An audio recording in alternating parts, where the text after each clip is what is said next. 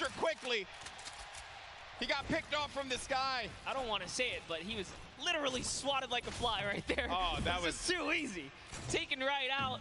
Tatman goes down. There's no friendships here in the Pro-Am, people.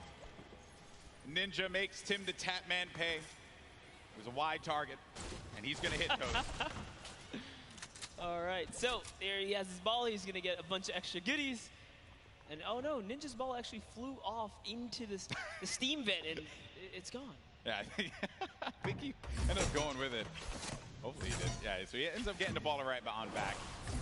Just looking around. So he doesn't know, obviously, that there's going to be a duo right next to him. A lot of players are starting to convene here by pressure plant. This is where the circle's going to start to collide. And then keep in mind, this lava, when you get to those final circles and you have to go over that lava, it can be your worst enemy or even your best friend, because you can traverse the lava very quickly, but sometimes it can throw you off. And for more unexperienced players, or inexperienced players, apologies, that could certainly throw them for a loop. Yeah, it can definitely end up also just like splitting up a team, right? And then causing some chaos that way. But man, the fact that Ninja's able to just openly hold this area right outside the mega ball. Wrecking people with this. Yeah, look, there's another player right out the sky, right there. David Williams goes down. Time to go collect. Time to go collect. Go get that expensive NYC rent right there, Ninja. Go pick it up, because he's collected right here. Oh man, he's been just swatting these players out of the sky. Tifu's going to be in a fight right now, though. Having to deal with this, going to use the shockwave grenade to get out of the engagement, reset himself. We'll have plenty of builds to work with as well. We'll also have those chug splashes for him and his teammate if he needs to use it. It's going to be Ewok and Jordan Fisher. This is a huge battle that's going to be taking place here. Tifu has the angle. He has a perspective. And with that combat shotgun, he can hit him from a distance as well. On the screen, you see Nick A30 gets eliminated, so he's going to be out of the game. But for now, all eyes are going to be set here on Tifu and this engagement with Jordan Fisher and Ewok. Yeah, he actually had to back up. Someone storm flipped right at him, forcing him out of that area. But lucky for him, he does have plenty of shockwaves to make a ton of moves. And Ewok actually gets pelted down a few more times there. Yeah, that's not good, because they're going to go down low, and they know exactly where they are. So they just can wait this one out. Let me tell you right now, for every little bit of advantage Tifu gains here, the more unlikely it is that Ewok and Jordan Fisher are going to get out alive. And that's it. I think he's got his confidence all the way up. He knows he needs this loot here. He has natural high ground. Their backs are against the storm wall. They're going to start to push up, but oh, they're going to use the shockwave to fly out of there. That was just one, though. He only saw one, so there it is. Oh, no. He's kind of trapped there. Pinned. And he's waiting for him. He's going to tag him with the combat. So much damage being put forward. Tifu now going to be on the run. This is what Tifu does best when he's in your face. Oh, but he gets chunked. He's going to lose a lot of health there. Now going to be sitting at 35 HP and had to get out of there. Going to use those shockwave grenades. The movement that you get with that utility is huge. It was actually Jordan Fisher who came back to rescue Ewok, and it was just enough to back off Tifu. And now the entire battle's been reset. Everyone's in a danger zone here. He really is the perfect human being. He really is. There goes the jet stream. Ewok gets out. Jordan Fisher's taking damage, people. He's got to get out of that. He manages to fly on out of there. Now, the concern I have for Ewok and Jordan Fisher, they got to get back together. Yeah, but not only that, Tifu knows he has to get an elimination here. They are desperate. They're in shambles for gear here. And an artillery strike actually being rained down. Tifu is forced to be on defense. He's far from his teammate Nav.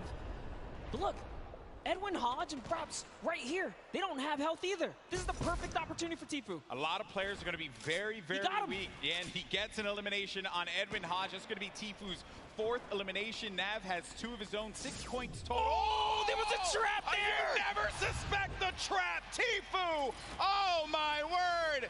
He is disgusted with what he just saw. Nav should be able to get him, though, and they'll get back into this. He does have launch pads, so they can use that to get back into a safe position, but they don't have heals, Monster. Yes, he does. He actually has 2 campfires in his inventory. Oh, well, he doesn't have shields. Yeah, but he has to get to zone ASAP. Airwalks, a previous reigning champ so far, and RL Grime are going to push someone off here.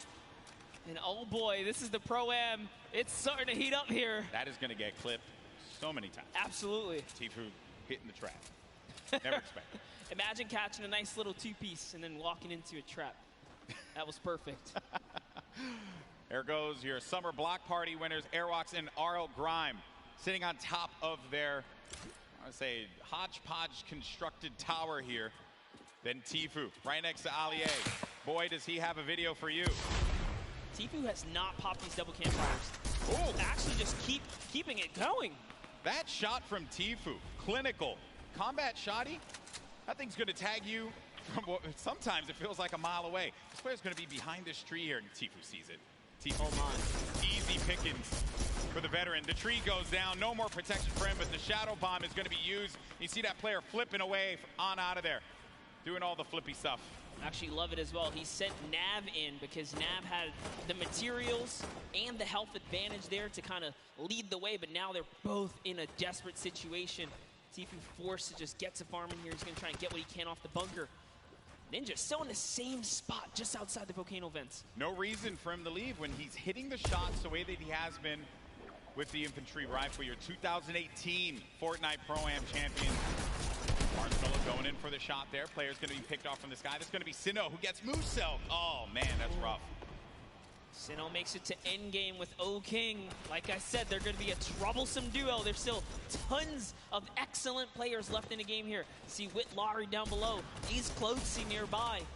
Uh-oh, Ninja's actually super hurt now. I think he just received the snipe. Yeah, so Ninja's going to be in a rough spot, but we actually did catch one of his other shots earlier on. That was going to be on Michael Dreyer. That was Elim number 4. Now, though, Ninja getting back to a fighting position, but he's going to get hit again. This is rough for Ninja. Doesn't have a campfire. Saw Myth there. Saw Nick Merckx.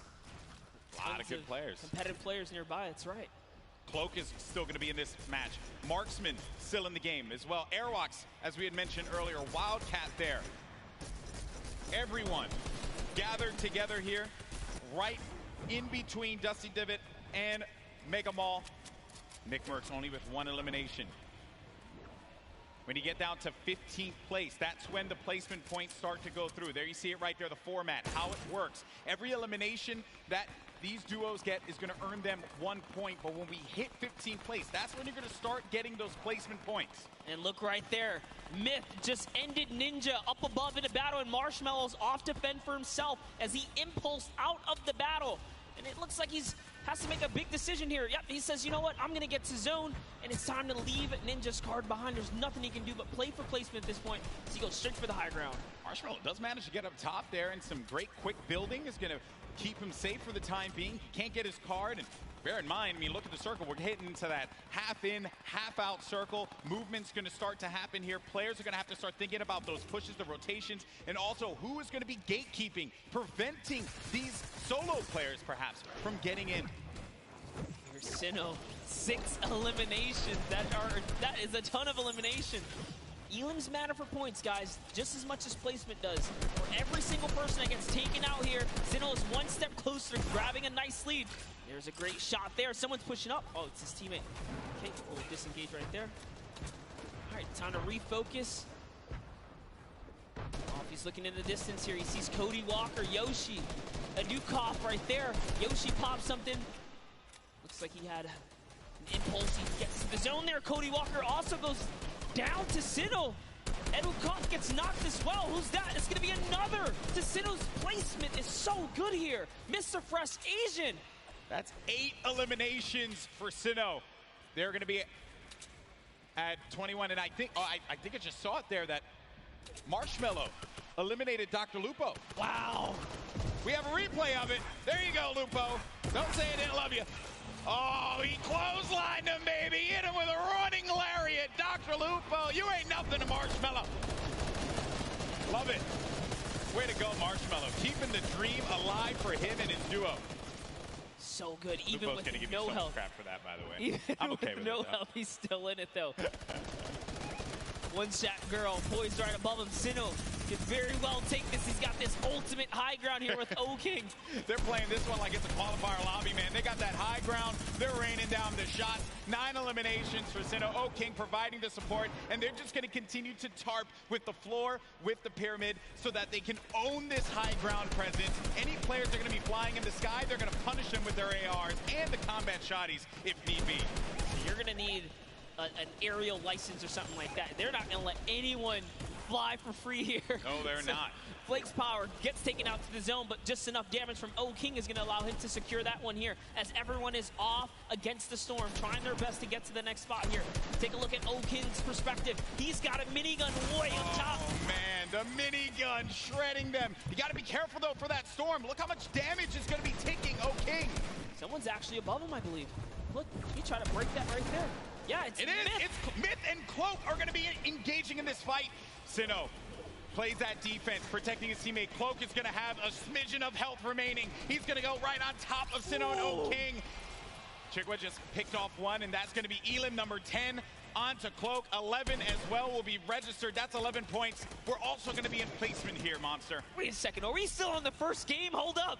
It's going down here. Courage is still going to be in this one, as well as Myth. Look at the play field, and look who is left. Wildcat alongside with JT Brown. You're going to have Jelty there as well. iFire's Myth. He's taking a lot of damage outside of the storm, and Myth is going to be out of it. But Courage is still in the game, folks.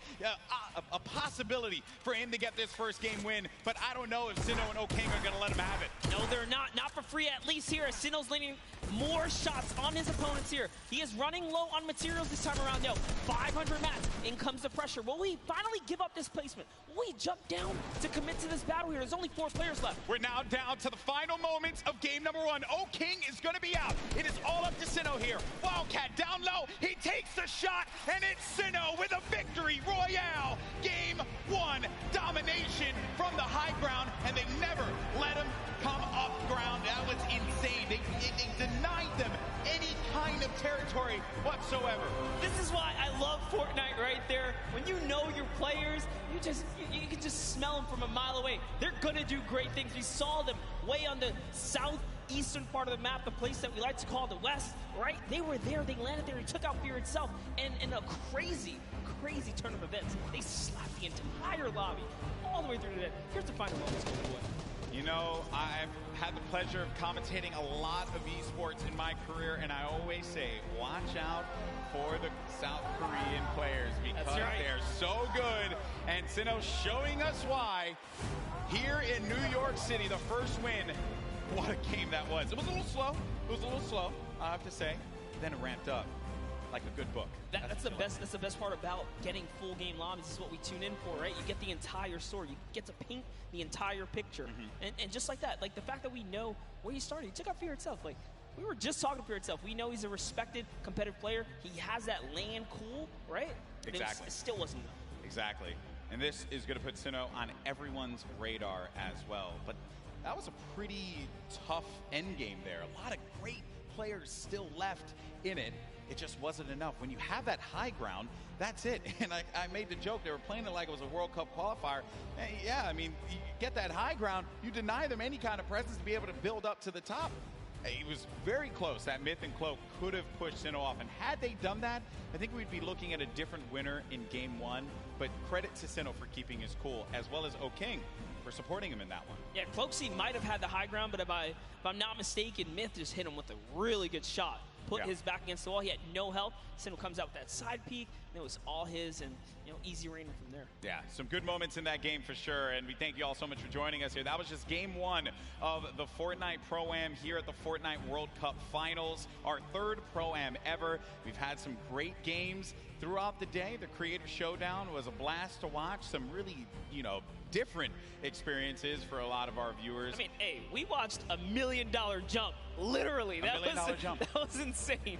I know. I realized I made some poor decisions career-wise when I was not in there for the $1 million jump. That was awesome. And then we just saw one of South Korea's best players in Fortnite, Sinnoh, just take game 1 in dominating fashion.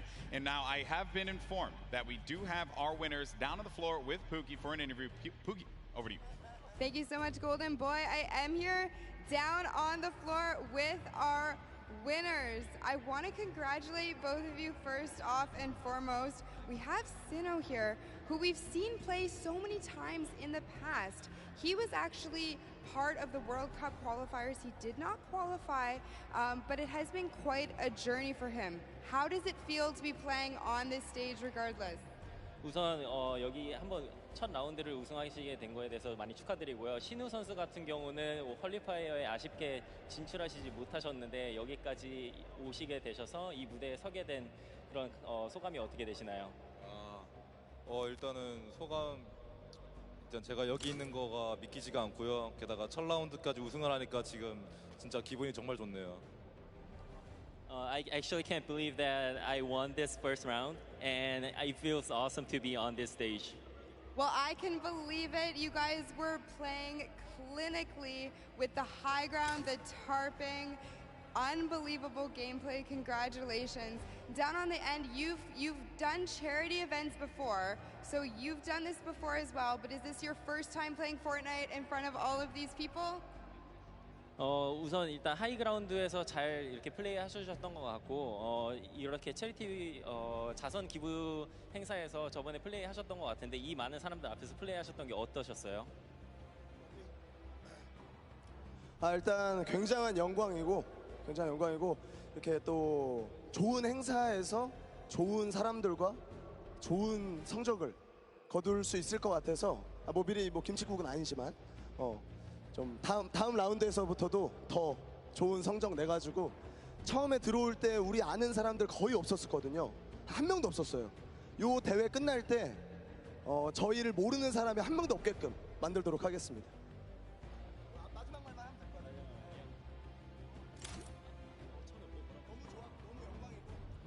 It was such an honor to be participating in this tournament, and there are a lot of good players and good purpose of this charity tournament.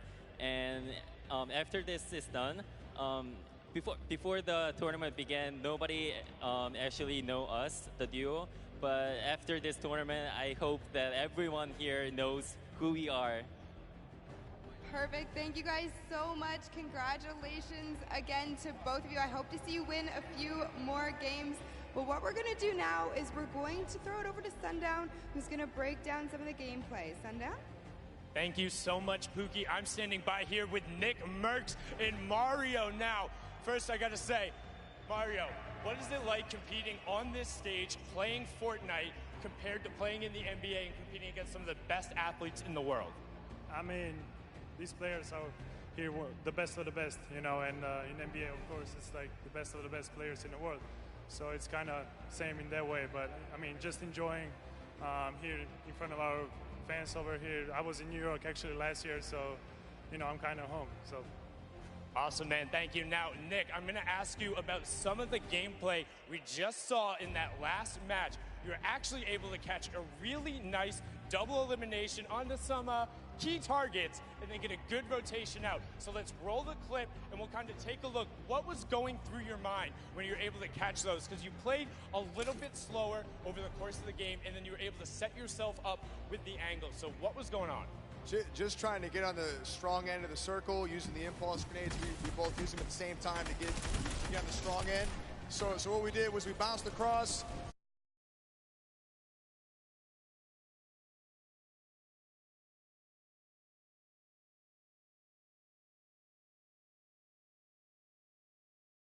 The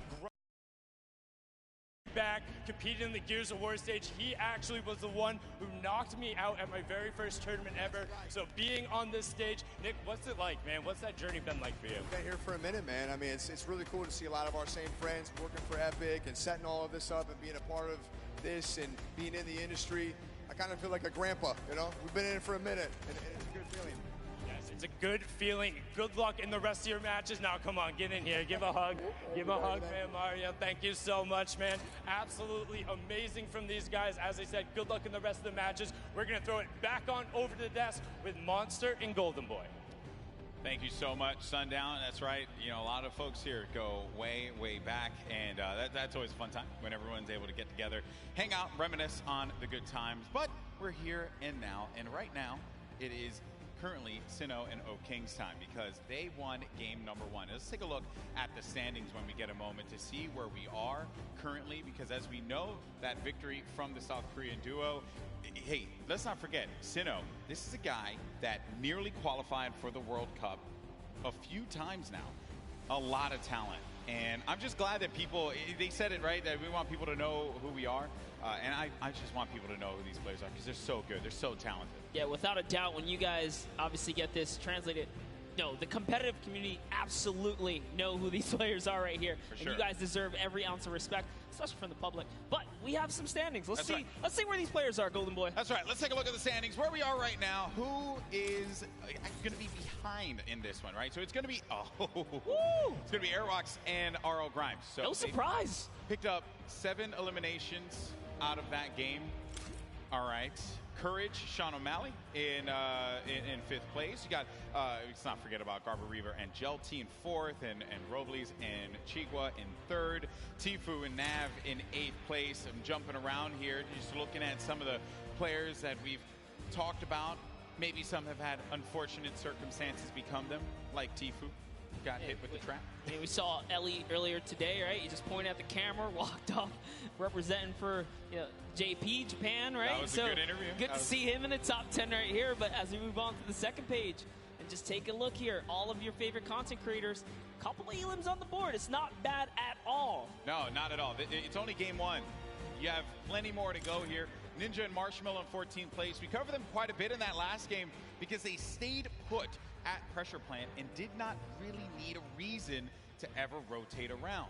Because of that, Ninja was able to punish a few players flying in the sky, kind of like when you caught Tim the Tap Man midair. Yep. That infantry rifle was huge for him.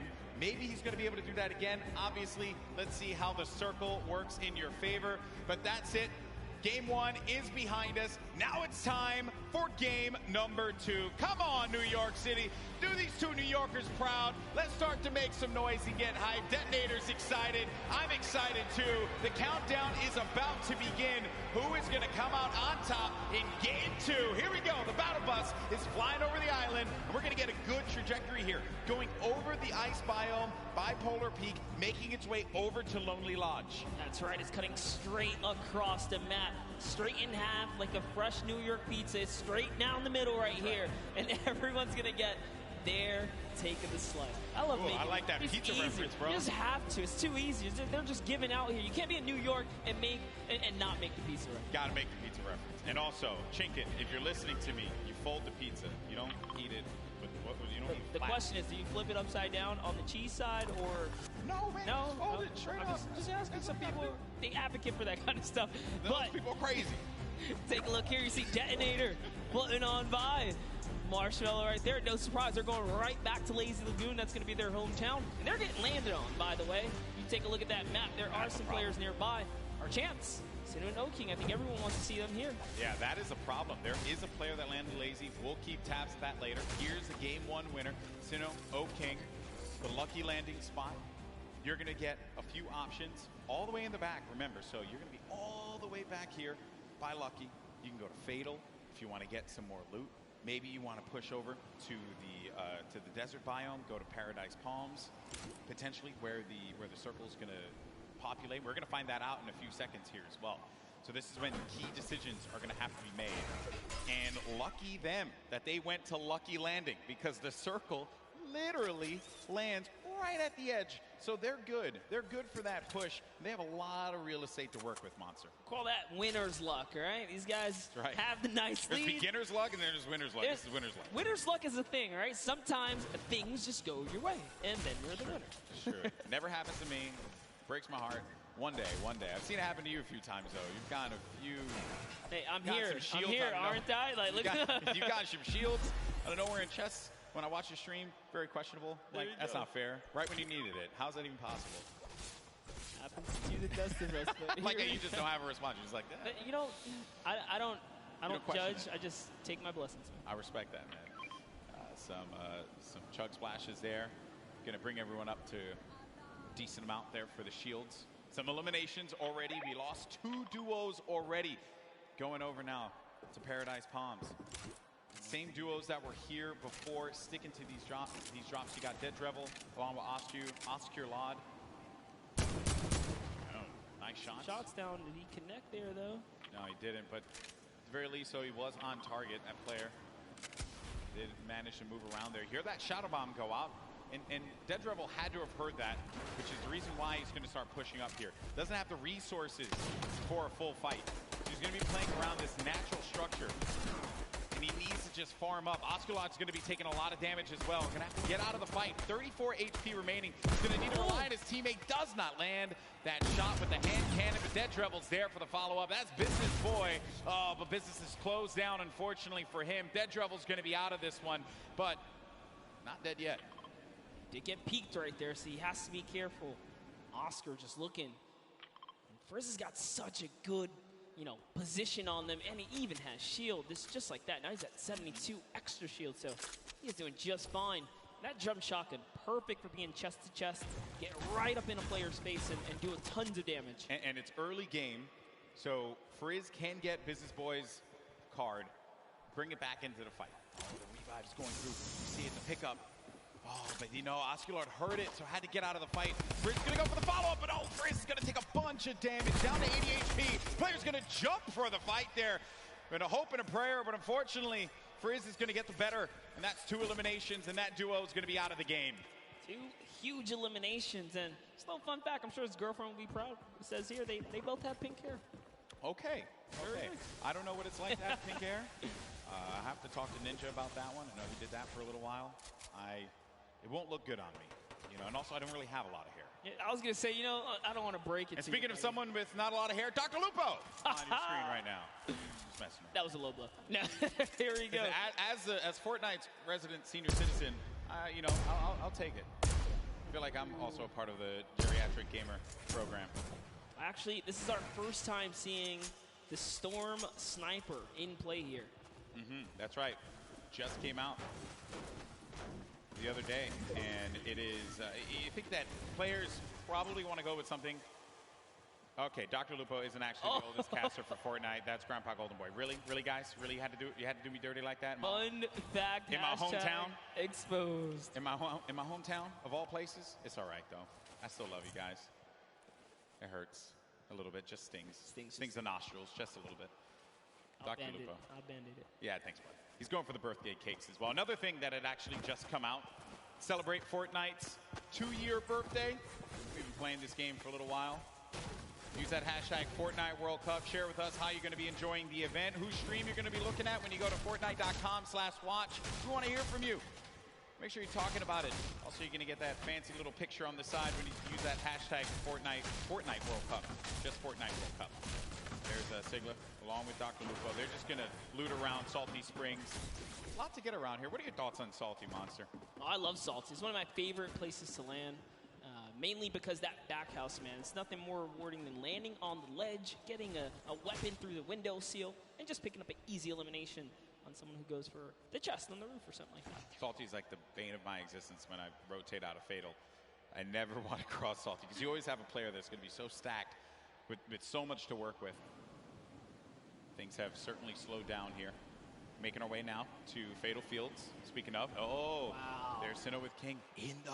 This is awesome. The strats. This is like a Flossin level play here. I'm loving it. Oh, he hears someone they hear nearby, Golden Boy. Don't stay down. Stay down. Uh-oh. Stay down. This is, this is not the duo. You want to move them? No, This is not the duo. You want to do that too? Okay, so they're going to try and get around there, right above them. Oh, no. But Moyer is going to be taking so much damage, down to 80 HP. He's still going for it. He's going all the way. He wants the top here. He takes high ground. It actually is. Oh, but the Bush manages to repel the damage. It takes one shot clean and nothing else. That was one. Can he hit the other right there? He's going to have that green tag. Oh, no. And it's going to be the duo that won game 1. Oh, King and Sinnoh. That eliminate another duo. I mentioned it. They go lucky. They get all the loot, win the fights out of there, make their way to Fatal. Plenty more loot to grab. And naturally, they're just going to cut straight north to the zone. And we saw how many eliminations they had last time. They want to fight. If you're a competitor here today, you have to be careful being near Lucky Landing. They somewhat claim that spot, but here we have Faris. Brandon Rogers, down comes the shots here. Let's see how it's going to go down here. They're at the easternmost part of the map.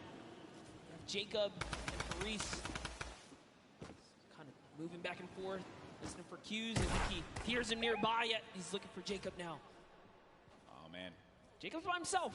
Yeah, that's the problem. Jacob's going to be alone inside of the natural cover. There you see the circle favoring Sinnoh and O-King. We could see back-to-back winner here, Monster, with the way that that circle lands. It's right over Salty and Fatal Field, so that favors Dr. Lupo and Sinnoh. Oh no, but Graham Rogers goes in for the fight. Faris has got to pick up his teammate here. He's got to have his back. Jacob gets it. Boogie Bomb goes out, but doesn't connect. Probably trying to overtake that wall there. Jacob, wisely enough, is going to get out of that fight. That player's going to be down. The Stinks forcing anyone that will hang around. Needs to confirm that elimination. There you go. That's going to be a ton of loot for Jacob to get, but Faris is looking at him right above him on top of the rooftop. He wasn't ready in time there to put the shots on him, so unfortunately he did miss. He goes for that side combat shot and breaks the wall right there. Oh man, this is not looking good here for Jacob. Faris gets his teammate's card. Does he have to get out of the fight? Oh, Jacob taking a fight to Faris. You like to see that one. Go for the fight, but look at the storm. It's starting to push in. Some decisions need to be made here. This fight is going to happen right by that storm. Popping that early med kit, he knows. He's got a few seconds to work with. He's actually lucky. The zone isn't quite pressuring yet, so he figures, hey, you know what? I'm going to use this opportunity to heal right back up, and now the advantage is all his again. Slight lead here. He's looking for a fight right in front of him. Oh, man. You just don't expect that. You're hearing all this movement around you. You don't know where the attack is going to come through. And they're just dodging and dipping around one another. Such an intense battle, and Faris still has minis left. That might have been his last heal there. Oh, the Jacob quad. decides, you know what? It's time to back up. Take the trusty quad. Get out of there. Long. Yeah, no reason for you to push that fight. You have your teammate's card. Then we go on forward, and you got Slogoman, who just got beamed. Beamed. Marshmallow with the snipe? Marshmallow. Okay. I respect that. Marshmallow's been surprising me. Are we sure? Are we sure that that's Marshmallow underneath the mask? I'm just messing around. I'm just messing around. I was gonna say, he puts in a ton of work in this game. Look at this shot here for Marshmallow. Boom! Nailed him. Marshmallow, man. What a beast. Marshmallow here to make the highlights, all right? Don't sleep on it. They're going for a two-time championship. I get it. Absolutely. When we saw them, they were in 14th place, mainly because you didn't quite get enough placement points. The eliminations were there. They were right in 14th, so with the way they're racking up more elims, that's going to be, again, just securing a more comfortable lead. If you can get in that cadence of just getting points consistently, you'll find yourself in the late game. Mr. Fresh Asian, we saw in the feed, he actually took out Cody Walker as well. 3 eliminations for Mr. Fresh Asian. He's got that golden combat shoddy. Such a powerful weapon. You hear the movement around here. Some nades as well. He doesn't know any of this. This is a scary box to be in when you don't own anything. It's One Shot Girl and Chandler Riggs, who's just nearby. Another great Slayer, duo. and the Slayer 360, I believe, is in a bush. Not so, not too far either. That's the Golden Boy strat right there. Hide in the bush. Don't do anything for the entire game. Trust me, it works like 60% of the time. It works every time. Every time, 60% of the time. You know the math, guys. Don't count it. You don't have to question me. So Chandler Riggs and One Shot Girl, they're going to play this more defensive posture, this positioning here. They have no eliminations right now, and we're at 35 duels remaining. So it's going to take a while for those placements to go through. And then One Shot Girl just gets obliterated. Her health is gone. Now down to 5 HP. Chandler Riggs playing around the corner, trying to utilize a little bit of that right-hand advantage, but it is not coming to fruition there. Mr. Fresh Asian is going in for the push now, and this isn't looking good for this duo, Monster. Our heroes could fall right here, right now, as Mr. Fresh Asian is looking to get 5 eliminations on the board, gets ownership of the wall, and what a shot there from Mr. Fresh Asian. That's elim number 4. That was so filthy. Took the wall just like that, an instant edit, no mistakes made. The Slayer 360, he's finally given up his bush. He's actually now exposed himself. Sometimes you gotta abandon the bush. It's okay. He's gotta give it up. He did take his opportunity to try and pop some shots. Mr. Asian did look over in that distance. He knows there's someone there. Now it's Marshmallow Ninja rotating across here, as they're going to find themselves right outside the box here. Of course, if you're not familiar with Mr. Fresh Asian, he is top 100 most subscribed Australian YouTube channels. It's actually one of the fastest growing YouTube channels in Australia. So certainly check him out. I'm sure you're going to find some fun content there. There's Ninja and Marshmello, who have 2 eliminations for them. Marshmellow's been playing great. A very different Marshmello from what we saw at the 2018 Fortnite Pro-Am. I think he's obviously put that time in, and it is paying off. It's paying off big time. Yeah, who would have known Marshmello would continue his grind after the years here, but Sean, hey man, Fortnite, he's passionate about Fortnite. Still part of the regiment. There's Myth. 7 eliminations, Golden Boy. What? I didn't even look over there. What is Myth what's going on with him today? He's on something. He's out here to prove a point. Myth wants to pick up a win. How huge would that be for him? Seen him so many times in so many competitions. Also another player that tried for that Fortnite World Cup online qualifier. Came close a few times. Lots of talent there. Here's the format and how it works. Once we hit that 15th place, that's when those placement points start to go online. But because Myth has 7 eliminations, that means he has 7 points currently, Monster. And his teammate is down right now. Unfortunately, Michael Dreher was taken out. We do know Michael Dreher is interested in running that marathon this year, but you know, he's going to need a little more stamina to keep up with Myth here in the Fortnite world. The idea of running a marathon crosses my mind. Oh my. It makes me sweat. What kind of party do we have here, Golden? Chihua sitting right next to Alexia Ray and Jordan Jones. Jordan Jones at the start of this entire thing said, hey, you know, she's here for the ladies representing. She's got her gun ready. Someone's out. Oh, no. Oh, no. She's in a box. Sneaky plays here from Jordan Jones and Alexia Ray. That player had no idea. That was crazy. He got away. He took the launch pad. He got away. You never suspect the people in the cornfield. Jordan Jones and Alexia Ray, super sneaky plays here. Aaron Gordon's like, you know what? I'm just going to kind of keep my cool here, stick still. It's Ali A jumps back in the baller. He's out. He's like, yeah, you better be careful, man. There's some crazy people in the cornfield. It's like The Shining out there. Look out for that. Okay, and they're crouched, so you won't be able to hear their movement. You have to really focus on it. They got there just the 8%. I like this strategy. They are eventually going to have to move here. Same thing for Ali A and Aaron Gordon, which for them, I'm sure that they're a little worried about where these players are going to be.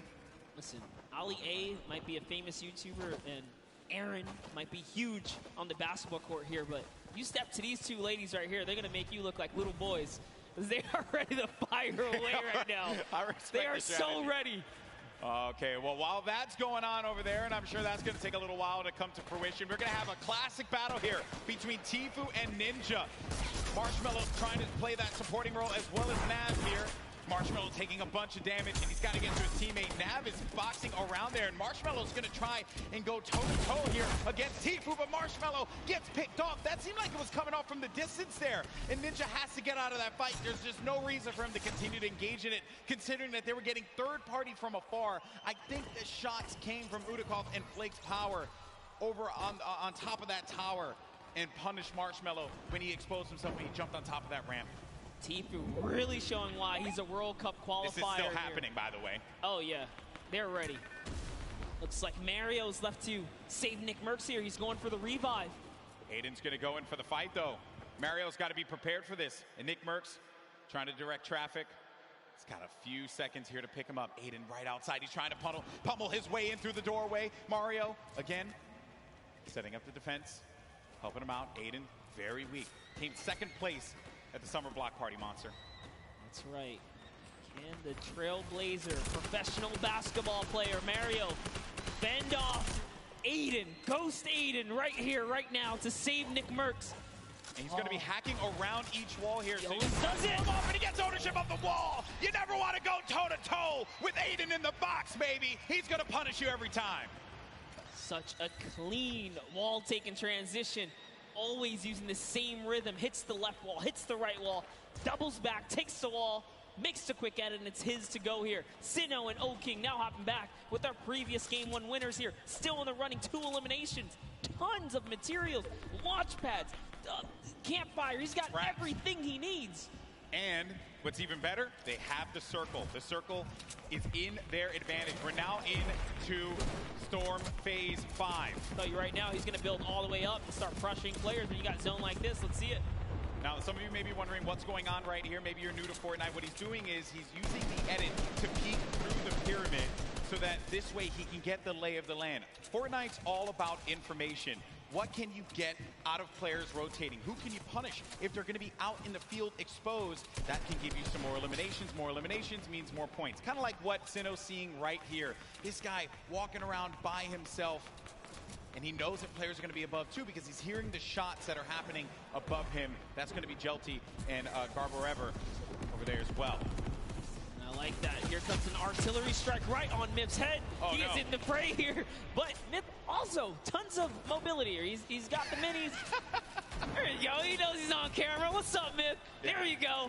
Okay, so use the launch pad to get out, but he's in the sky, and those players are going to be hanging around him. He could get picked off. Dr. Lupo in the storm, but Dr. Lupo, no, unfortunately for him.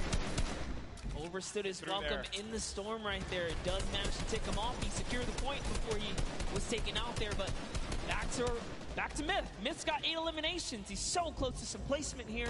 Remember, they just have to get top 15 with the duo. There's only 20 duos remaining in the lobby here. The way this format works, it's similar to your other competitive formats that we've had over the weeks of qualifiers. Every elimination's a point. Oh, a lot of great players are still going to be in this fight here. Monster Airwalks is in the fight. Grime as well. Symphony, Tim the Tatman. Got Marksman, Cloak, Aiden. He was taking a bunch of damage. He's going to go down from his teammate, Sean, who takes him out. Wow. Gets Nick a 30. Symphony finds Ellie. And here's Sinnoh, game 1 winner, still living his best life. Picking the fights that he needs to take. King gets an elimination as well. That's going to be 3 points for this duo. And he's letting these guys above him deal with him. Ninja having to take so many shots and play defense. He's running out of materials quickly. When those shots are coming through, you'll be shocked how quickly you're going to lose out on the wood, the metal, the brick. Yeah, it really was a nightmare scenario for a second there. Forced to drop the campfire prematurely and go into the surges here. But they didn't forget about him. As soon as he picks, he gets lasered down, and all of his health is now gone. And Tfue, perched up right here, is going to catch Sinnoh straight out the sky. That is huge, Monster. He gets Sinnoh, the game 1 winner. That was the pacemaker for game 2.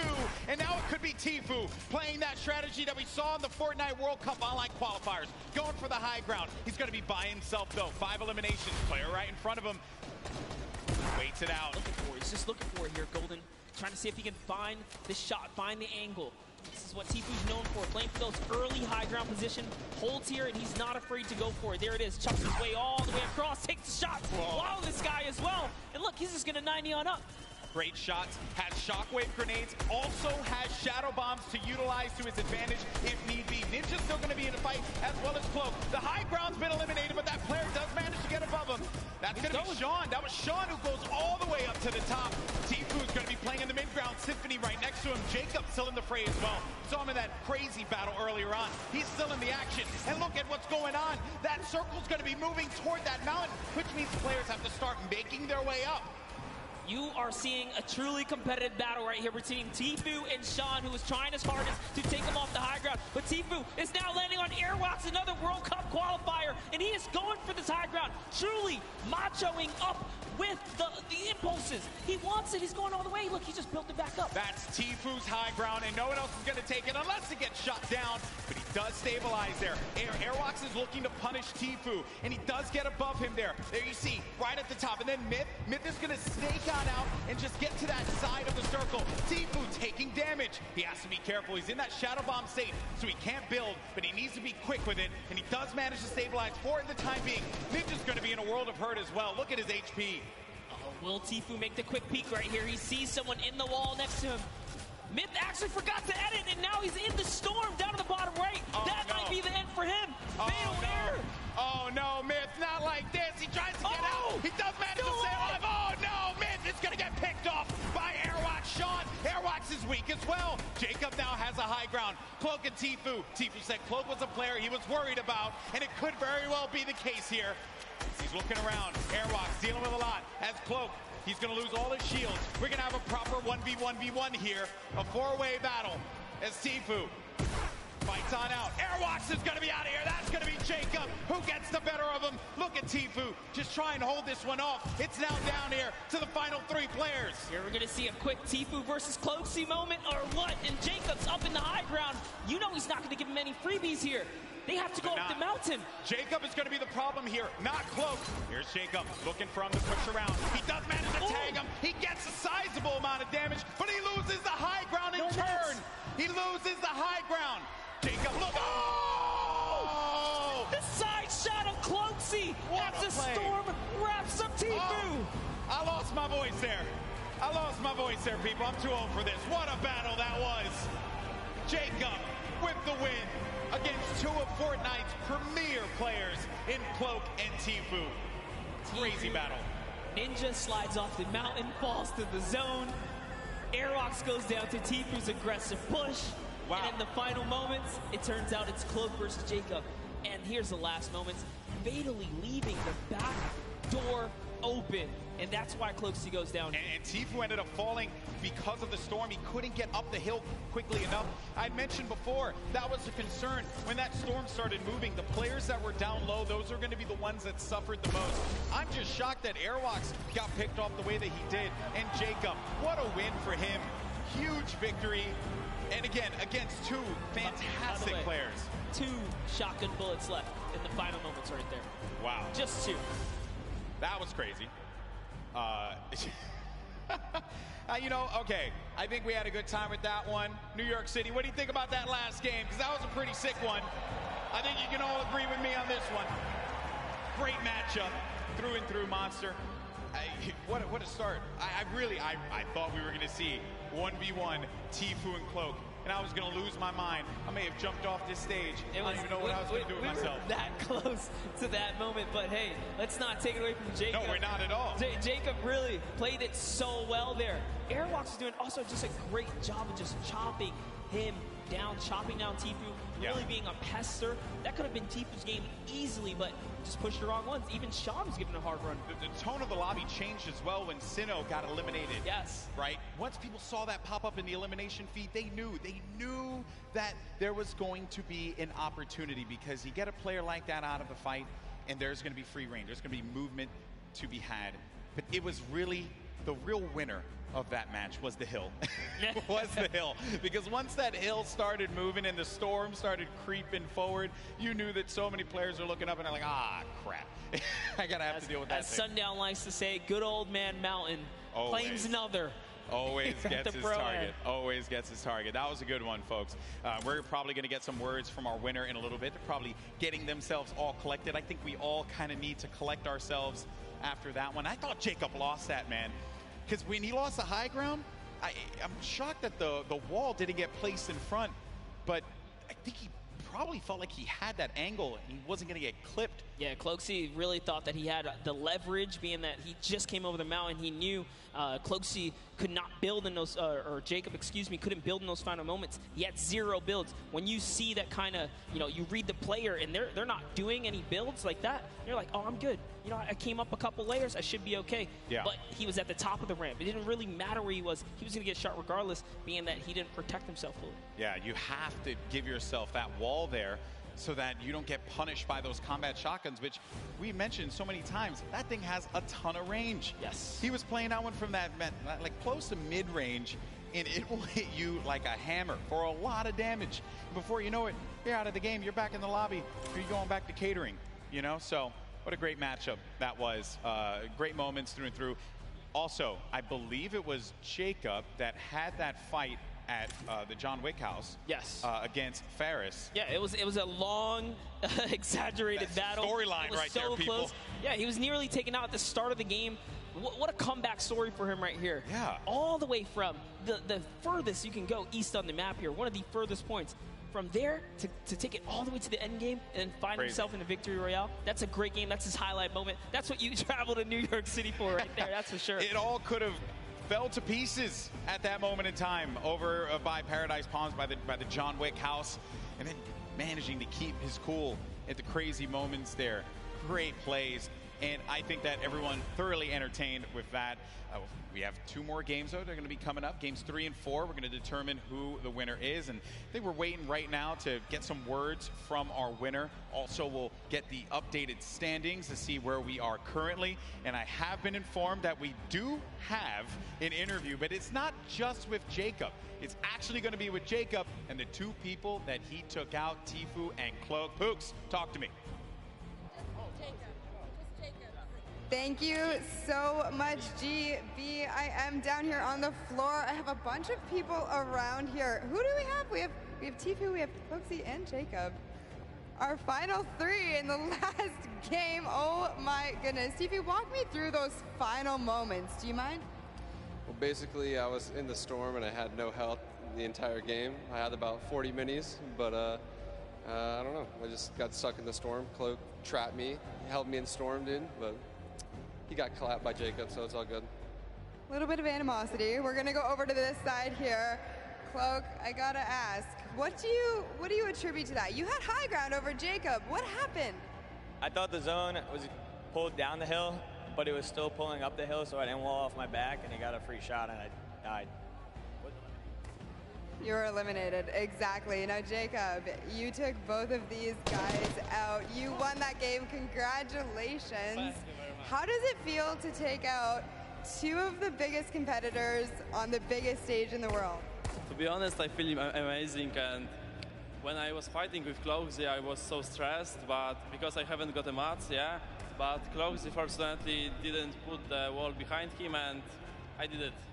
So you capitalized on Cloaksy's indiscretion there. But you know what? They're all friends. We can all get a handshake around here. We'll work on that. But thank you guys so much. Best of luck in your next games. Golden Boy, what do you think of these guys?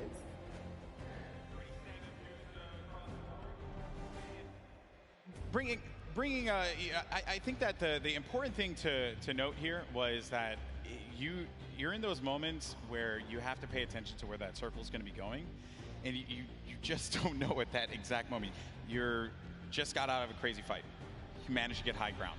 You know that this guy's below, and you don't see any builds coming out. So at that point in time, you're like, okay, I gotta just heal up. I gotta heal up. That's what I'm focused on. Yeah, the problem is you can't assume anything, especially in these final moments. You don't know if you're going against a pro or a celebrity. And, you know, Jacob right here traveling all the way from Poland now to show up and make it happen.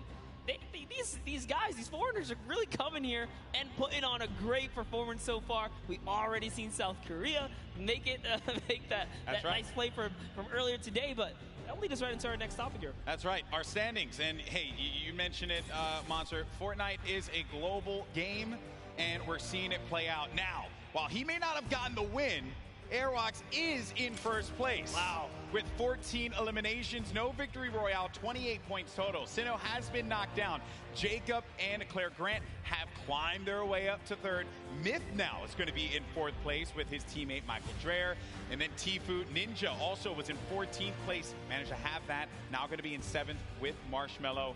Courage still going to be in the running here. 2 more games remaining.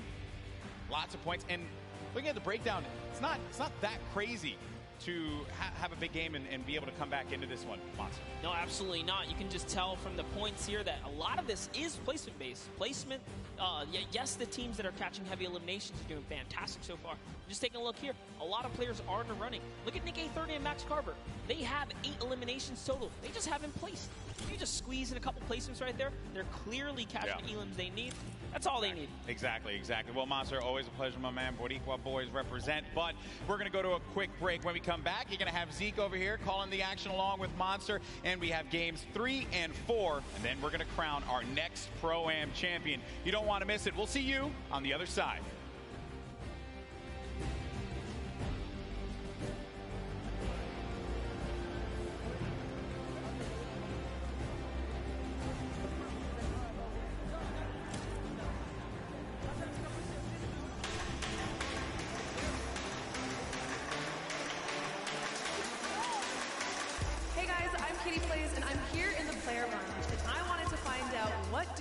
Targeted the most today. I think it's going to be Ninja, Marshmello, and Tfue and Nav, but let's find out for ourselves. Which duo are you going to be targeting on the field today? Jordan Fisher likes to smack talk. Jordan, I'm coming for you. Last time Tfue took me down, so I think I'm going to try and take revenge on him. Well, I was practicing with One Shot Girl and Nick A30 and Chandler Riggs, and I know that they're going shifty, so you might catch me there. Targeting every opponent in the game today. Any chance I get to take a shot and run, that's the name of the game for me. Take the shot and run. I don't want to name names. I got a couple friends here who might not see me coming, might see me coming. I'm going to be rolling around in a ball, trying to get some late game points and then get some elims at the end of the game. So I'm not going to be really targeting anybody. All the 9-9 opponents will be eliminated by me, by the power of the heavy metal drum detonator.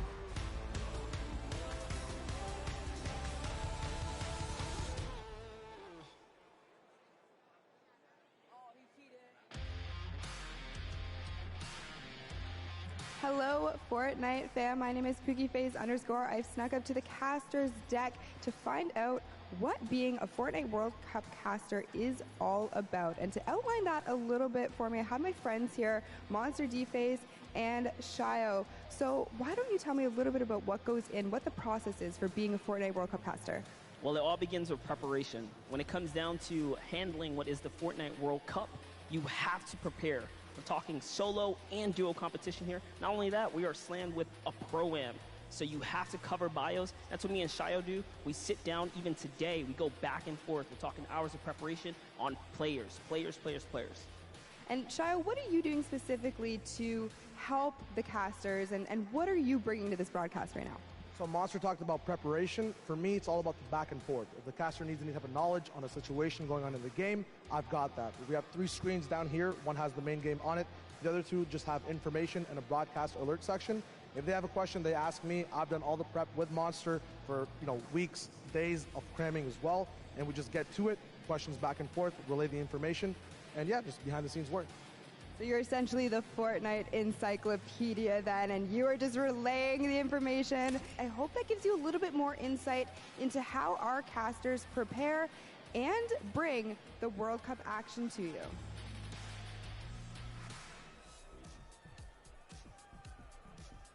Hey, I'm Cease.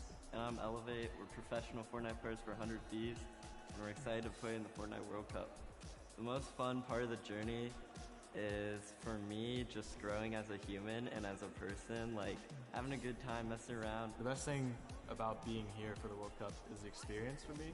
Like leading up to it, all the experience that I've gained, I can't have thought of something better to have been doing. Like, this has been the greatest opportunity for me. If you're trying to get better at Fortnite, just play non-stop, find someone that you can stick with. I know everything about this guy, he knows everything about me, so I think that's what's going to carry us in the World Cup. If you're trying to get better just at this game, a lot of things are just like, no, you're not the best player out there, and no, you're not perfect at any one thing. The game's always adapting, it's still really new. Just knowing that there's always someone better than you and that you can always be better is very important. I think for duos, we're most definitely worried about Arkham and Falconer. They're one of the best on the West. Oh. I don't know if I can hold it by myself. Oh, yeah. There's no way it's this heavy. Let it on me. Oh my god. Wait, I got this. Why is this a thing? Let go. I got it. I'm so strong. Hold one angle. Oh my. Why did they make it this heavy? This makes no sense. Shouldn't you know we're all like scrawny little gamer boys? I'm going for it. Oh. Yeah, if I win, I'll definitely buy myself a Lambo, and then maybe my brother a Lambo, and then maybe my sister a Lambo, and then maybe my grandparents a Lambo. Pull up your own weight. Maybe my father a Lambo. This is Cease and the world's cutest e-athlete. Make sure you root us on the Fortnite World Cup. I'll see you guys later.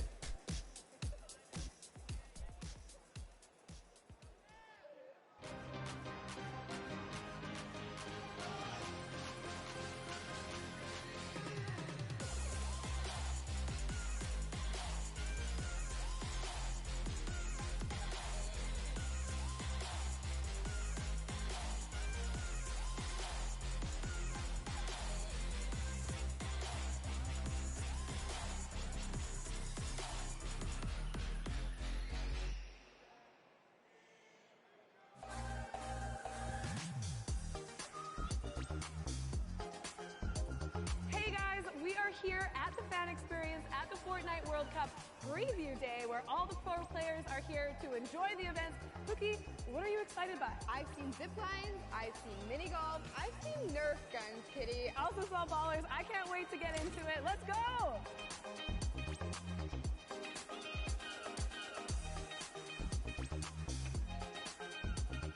We made it! We climbed up the mountain and we are preparing to zip line off into Lonely Lodge. Are you ready? Yeah, let's go on an adventure!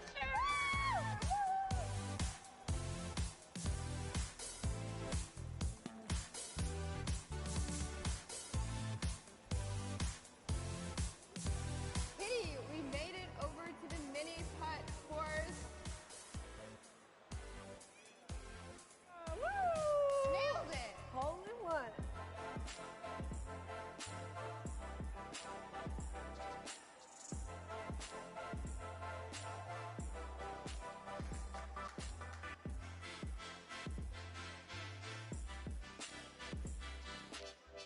Cookie, I had so much fun here at the Fan Experience Preview Day. So did I. If any of you are going to be at the Fortnite World Cup this weekend, please be sure to come by the Fan Experience and check it out. But for now, we have so much more Fortnite action going on, so let's head inside and check it out. Let's go!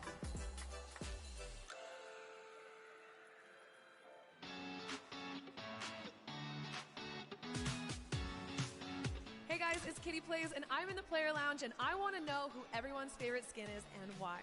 I think I like the hamburger guy, you know what I'm saying? But it's a big target, but I like the way it looks.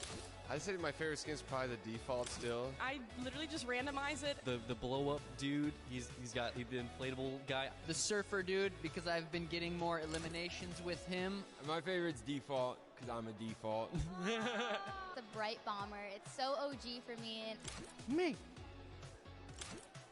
The Rook skin, because it looks like me.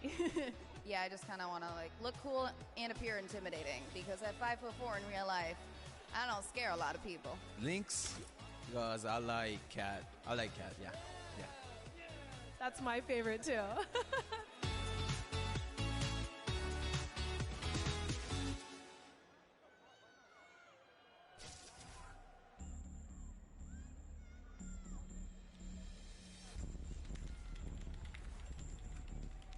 It's not really just sitting in the chair and messing around on my computer.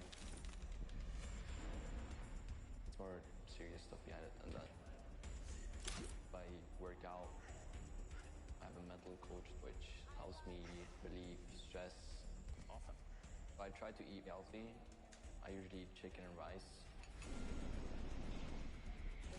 I think that's why I play in such a high level. He is so innovative. So this is what I was talking about. My name is Martin Foss Anderson. I'm 14 years old, and I am Mr. Savage. Let's go, boys.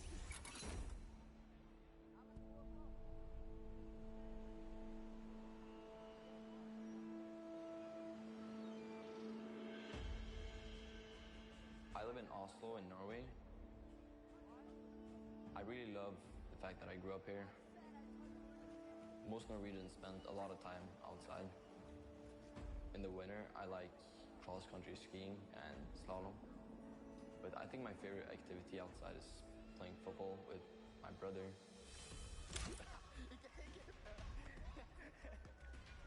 He's 17 years old, and his name is Michael. My brother and I have always been competitive. We'd always hang out together, play a game of chess, playing ping pong, and it's always fun.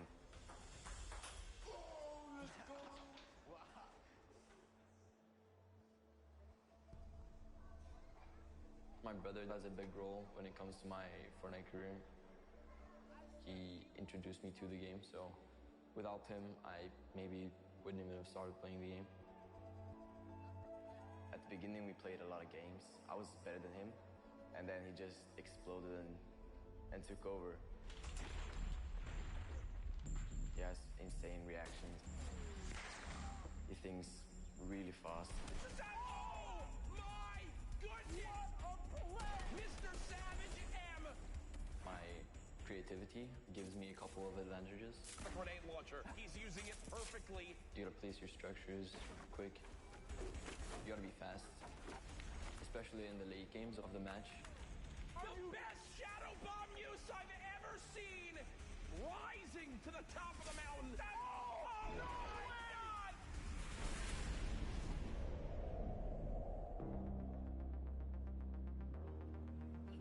I love meeting my fans. They're super nice. The fact that I'm probably gonna have over 1 million subscribers by the time I reach 15, it sort of blows my mind. If you picture 1/5 of Norway's population clicking on my subscribe button, that's kind of crazy.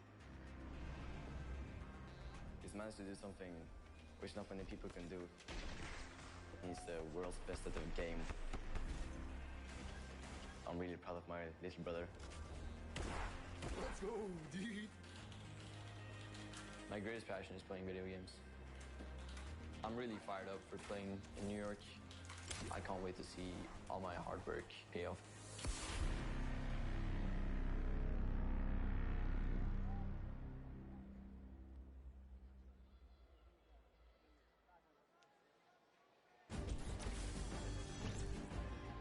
Welcome back, Fortnite fans. We are gonna do something very special. You know, it's been a really cool day so far. A lot of action, a lot of fun things have been going down. You got a sneak peek at it there.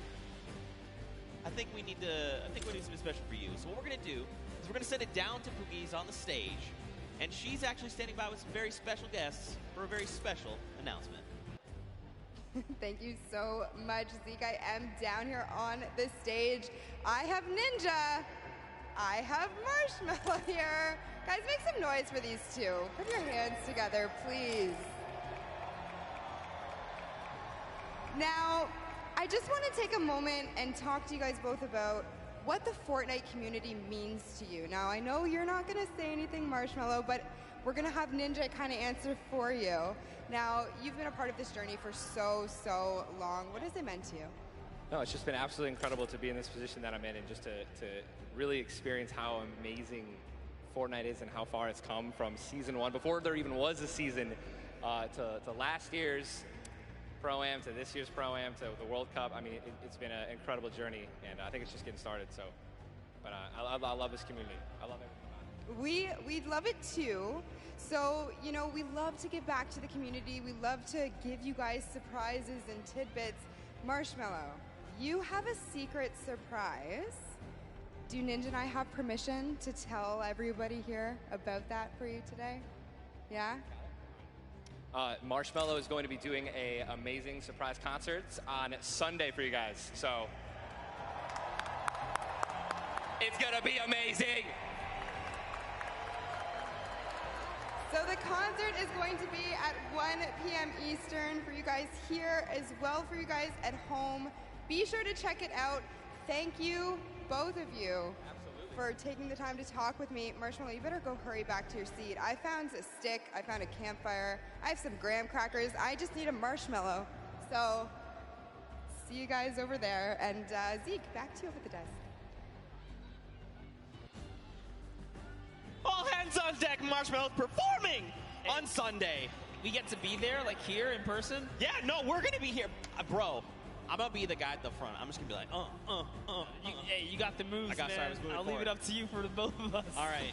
Well, there you have it, ladies and gentlemen. If you guys are here, and if you're tuning in from wherever, you get to view Marshmallow in concert from here, from wherever you're viewing it, at 1 p.m. Eastern. You can't miss that. That's going to be insanely high. This has already been incredible. That's a deal times 10. I mean, also, really quickly, Monster, I like how I left you and Golden Boy here for like 2 games, and you already just, like, what is this, man? What is this? Hey, well, you know, we Just needed keep something the desk clean. The aroma of pancakes, you know, keeps them calm. Wait, can I get this back? Actually, that's actually a really good point. Anyway, we'll get to that in just a little bit. You know, guys, we've had an incredible day of action. We've already got 2 Pro-Am games down. We've got 2 left to go. Now let's get you back up to speed, just in case maybe you've forgotten, maybe you're tuning in for the first time. This is a very classic format: top 15, top 10, top 5. The victory hour, all the placement thresholds, and every single elimination is, of course, that 1 point. Let's not forget, Monster, we are playing for charity. That's right. Yes, we are here. So you want to play for these placements. You've seen up until this point, it's been very intense. everyone has been giving it their all. We've seen it out there.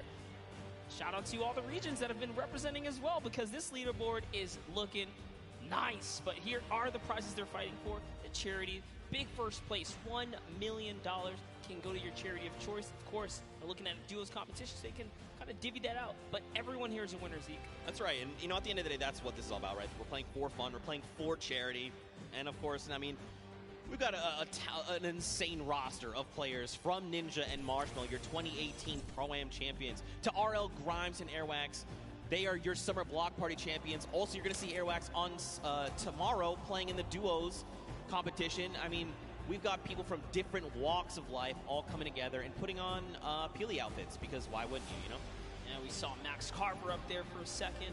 He's had roles on shows like Desperate Housewives, and just a ton of celebrities here kind of showing face, bringing support to Fortnite, but also doing it for a right cause, which it doesn't get any better than that. Take a look at Ashley and Exile. Yeah, they're just killing it. You know, those Cloak, dance moves. Cloak, get off your phone. What are you doing? You're supposed to be dancing. Did you not get the memo? There it is. Give the big wave to Cloak if you're out in the audience. Give him a wave. Yeah. Cloak, but if you are using your phone, hashtag a Fortnite World Cup, tweet at Cloaksy. Obviously, he'll see it. It's right there. But, you know, show some love. But see, on the other end, you got people like Lachlan, right? Look at that. They're forming a strategy. They're like, look, this is the circle. This is where we're going. And then you've got some people that are just trying to accessorize. You know, do I want a little, which back bling do I want? Which skin do I need to rep while I'm eliminating the entire lobby coming out on top? This is just Fortnite, right? This is kind of where we're at right now. That's right. It's how it is. Tim the Tapman here. This is a powerhouse lineup we had right there for a second. We saw Dr. Lupo and Courage all kind of lined up. Good to see all the buddies able to be close by. Oh, yeah, and let's not forget Monster. In case you guys didn't know, it's actually Fortnite's second birthday. That's right, Fortnite is 2 years old. So hop in, play some games. There's some challenges. There's also birthday cake all over the map. Also, in case you didn't play the last time, there's actually these gigantic presents that land on the map randomly, and you can farm them for materials. They've got things inside. Are we still going home Monday and, like, grinding? Yeah, no, absolutely. That's absolutely happening. I need to get the last fort bite. I need another 65,000 experience if I want. We're going to make it happen. Me, Bala, Shayo, Z, squads, Monday, happening. We're going to get you that. We're going to get you Singularity. I hope so, dude. I hope so. Man, but we're gearing up. The players are, of course, getting ready to board the battle bus. It takes a while to get up 100 people on the same bus, especially when you've got people like Tifu Cloak, Detonator up on deck. Look at him. Oh, I'm sorry. Whoa, my bad. My bad. I'm sorry. Don't detonate him, all right? Keep him calm. He's been doing good so far. Whoa, the ultra zoom right there. You got Marshmallow there in the back. I mean, again, Sean there on the left. So many incredible people. I recognize the pink and blue hair. I can't remember his name. Oh, Ninja. That's right. Oh, that guy. Clearly, yeah, that guy. Clearly a joke. I mean, what an awesome gift. Don't forget as well, we mentioned the Marshmallow concert. That was a big, nice reveal they did. 1 p.m. Eastern. Be here or be in-game. You can watch it on twitch.com, fortnite.com/watch. So many different avenues to watch. I know Detonator's been stealing the show, but, you know, shout out to Python Bum, a Brazilian YouTuber, told us that he wanted to play his first Battle Royale. He won his very first match, and then he didn't win for 2 weeks after. Right, for sure.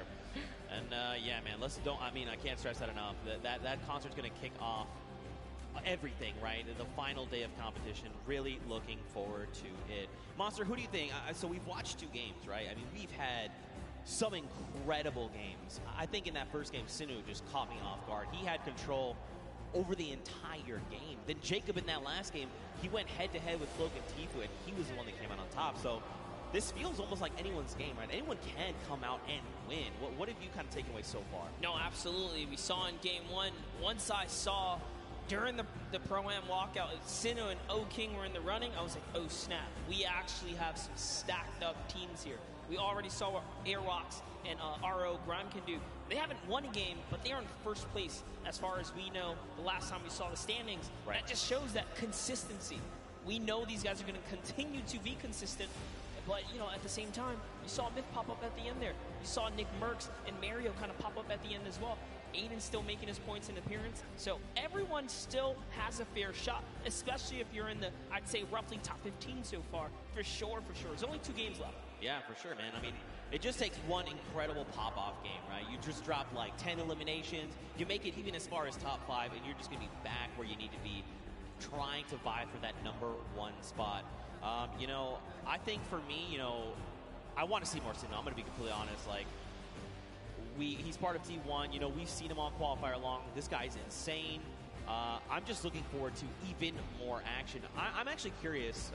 Wow, that's so weird. I was actually going to say, is Nick A30 going to show up? Because, whoa, hey. We saw Nick A30 for a while there. I lost. I blinked first. I blinked first. Death stare. Yeah, there you go. I blinked.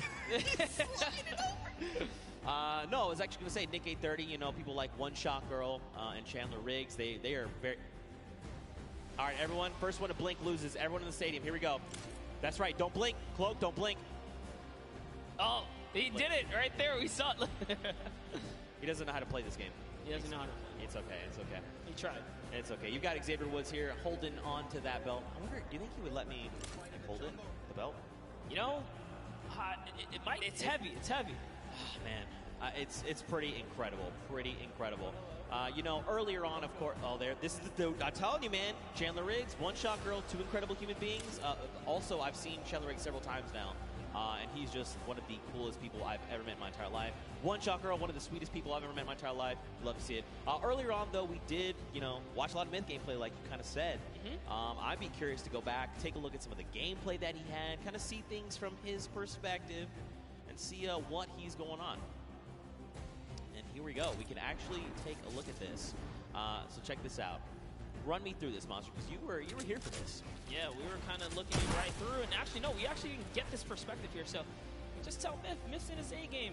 Kind of see everything he's gone through, his little journey there. Oh, the cone's so clean. All the practice paying off. Oh. No hesitation. Oh my gosh, Myth is in such great form here. That's what I like to see. At the Pro-Am, showing up, showing why he is TSM Myth, right? He's been around the block for a while. He's no stranger to competition. Good to see him in his zone here. And remember, most of the time he competes, he's under the NA West versus East, right? But now he's on land. He's in the same box with everyone else. So this is great to see him, you know, under fair circumstances, doing a great job. Yeah, for sure. And I mean, let's be honest, you know, the only thing that ever gets in Myth's way is actually fall damage. He's an incredible player, but fall damage, just like Tim the Tatman, it will claim both of them often. Let's go, Myth! Get hype there! Yes! Also, Myth has this incredible dance. Do the dance! Oh. Yeah! Dude, let's go! I cannot do that. There's no way. He is a significantly better dancer. I actually one time tweeted at him, I was like, hey man, can I get some of those dance moves? He tried to transfer them to me. Turns out that's not how that works. He tried to transfer you dance moves. He was trying to give me like a little bit of it, right? And it just did not work out for me. But it's okay. That's all right. But you know, we've got more players. We've got Mr. Fresh Asian. That's right. We kind of watched some of his gameplay, tuned into him, see what he's got going on. I'd be curious to see some of that gameplay coming out of those previous two games. There's so many people, man. So many people in Walks Life we could look at. You want to see more OCE? We got OCE. We have everything here under the hub. The Pro-Am. I also, low-key, want to see more Detonator. Yeah? You want to see more Detonator? Absolutely. We'll get that later, too. But let's go ahead and pull up Mr. Fresh Asian. Let's see what his journey was like up until this point as well. And we got a nice little package of him. Look, just diving on players. Hey, you, cross the river? Nope. Oh, that's a nice little headshot right there. And he takes another person down. It was Greer Grammar. Oh, no. And this one, we actually caught this one live in real time. This is such a fantastic play here. Fresh Asian with the proximity launcher. Cracks open the build, puts the Splode right inside of it, catches White, and switches all the way through. That's how good he is. And, I mean, he's kind of put in a situation where he has to 1v2, you know. This is tough to do, especially on a stage like this. You've got all eyes around the world watching you, and yet he's going to come up clutch. Remember, there's a pro and there's a celebrity, but to just do this like as if it was just two people who didn't know much about Fortnite, that's actually insane. That's what do I say? Confidence at its best. Yeah, for sure. I mean, listen, there's great Fortnite players all over the world. It extends way farther than you'd ever imagine. That's just proof right there, right? But you know, maybe we'll kind of see how things are going. Of course, you guys have been waiting for games. We've been waiting for games. We know. Guess what? Everyone is on board the battle bus. Game number 3 of the World Cup Prom is about to begin. If you guys here are excited, you need to get hyped right now because game number 3 is about to be underway. Count us in! That's what I'm talking about. Let's go. Game number 3. And I mean, look at this World Cup battle bus, man. There it is. Love that new Fortnite World Cup battle bus. And I love the fact that if you are loaded into Fortnite as well, you kind of see the feed coming up. So there are tons of new faces kind of tuning in here. Zeke, why don't you just give us a little rundown for everyone who might not know much about the Pro-Am or this, how monumental this weekend is for the community in general. That's right, man. I mean, we've had 10 weeks of open qualifiers for solos, for duos across 6 different regions. Anyone could play.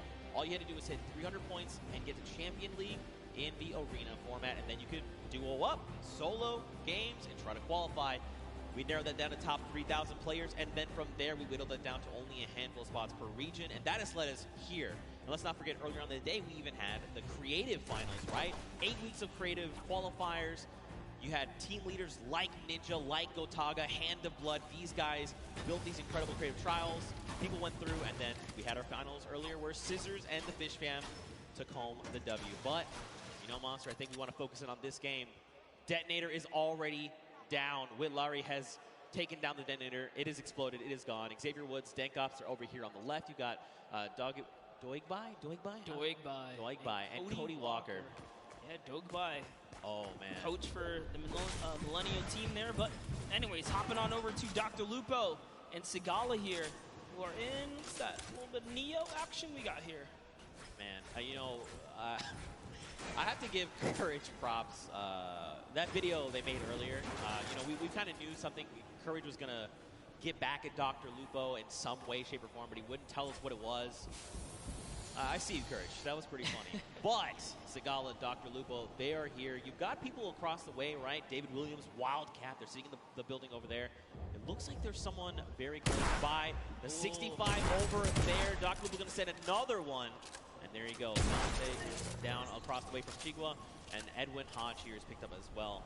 And actually, Chigua's actually going to confirm Dante. So eliminations happening all over the place. Yeah, that's right. If you're in Neo Tilted, you're definitely in for some trouble. This is not the place to land if you're not there to kind of bring it all the way, pedal to the metal. You got to stick for your teammate. That's what Sigala's doing here. Doing a really good job kind of sticking to the hip of Dr. Lupo. So you have Wildcat and David Williams now. Saw Chandler Riggs and One Shot Girl. One Shot Girl is going to get cracked pretty hard right here. She's going to lose all that shield, but no fear. Still backing up her teammate here. The jump shotgun's great for close quarters. And oh, no, has no mats now as well. She can't even disengage properly. I like that Chandler's kind of holding down the fort, right? Like, hey, she's very, very clearly identified, like, I need to get back in this house. There's loot there. Maybe something can help me here. I'm very low on HP. I need something. Okay. Well, that was not what they were looking for. Now they are both extremely wounded, just under 60 HP. Mora and Kalango here. They're going to try and close in on this, right? You know, you've seen the white damage numbers come through. You want to secure these eliminations, put some points on the board. Ewok is going to find Alexia Ray and put her down there. 67 coming out. Taking a great shot right there, and he's going to go toe-to-toe. Can she clutch up? But no, it's not going to be enough for Chandler or One Shot Girl. Unfortunately, Kalango does hit every single shot right there in those final moments. And Kalmar is going to be able to save his team. Let's go. Elimination feed there. We also watched Ewok basically and Jordan Fisher take down Alexia Ray and her duo partner Jordan. They have been full eliminated. They are gone. Dr. Lupo, Sigala still here over in Neo Tilted. David Williams, Wildcat, they've just been kind of, it looks like they must have taken some kind of damage, right? They're underneath that 100 threshold, but it's not by much. So either they like took fall damage or someone sent over like, Dr. Lupo accidentally sneezed in their direction. Damage over on him. Yeah, man, we saw a lot going on earlier, a little bit of storm flips, and could have really been any which thing here, but Wildcat's been playing games for a long time.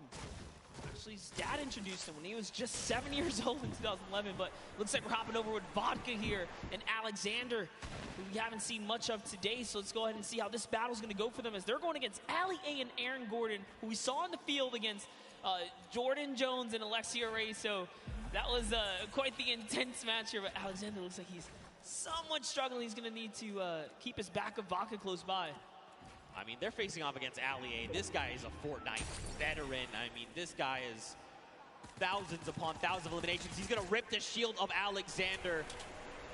Mark's going to find elimination. Well, there you go. He is full confirmed. Alexander, he is gone. The question is, where is his duo partner? Watch Ali. Ali is kind of what my materials, my ammo, I need to cover here. I have this angle. Do you have this angle? Things like that. Super big fan of this guy. Yeah, absolutely. Ali A, quite the personality in the field. And talk about that, I mean, Vodka as well. Japanese YouTuber, he's been around for some time, a respectable player, does know how to, get down with it. But here, hopping over to Ellie, we're seeing him go with a large push here. And he's gonna miss a couple shots, but he hits one right there. Turns back to Bill, says, you know what, it's time to put the bricks here. Oh, he's gonna have to disengage, and it's gonna be enough. He goes straight up. The sentiment was good. The angle might have been a little off, but I like it. All right, trying to maybe go and get a little bit offensive here. He's got himself. He's pushing with the 24 health.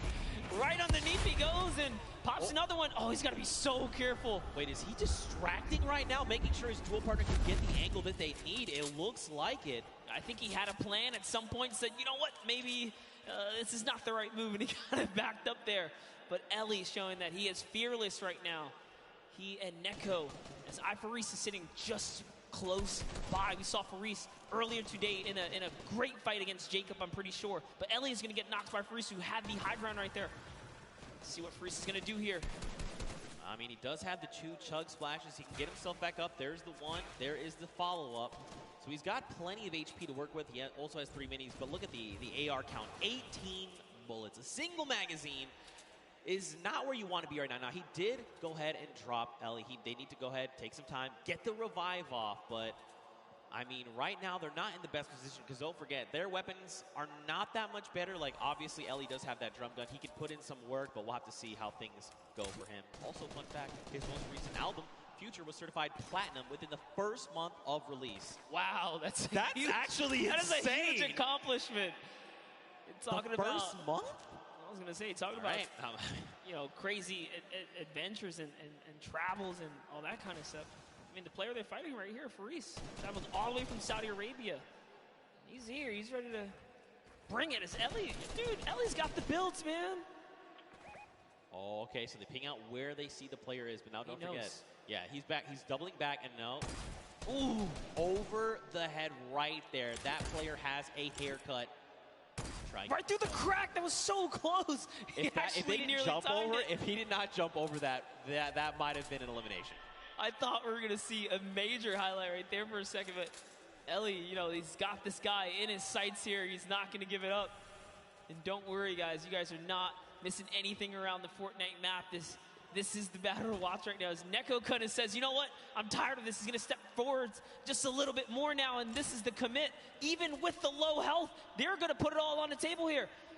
I mean, they know that his back is against. They know his back's against the storm, right? They're just trying to make sure and make him uncomfortable. Look, he's out in the storm. That's kind of the position they put him in right now.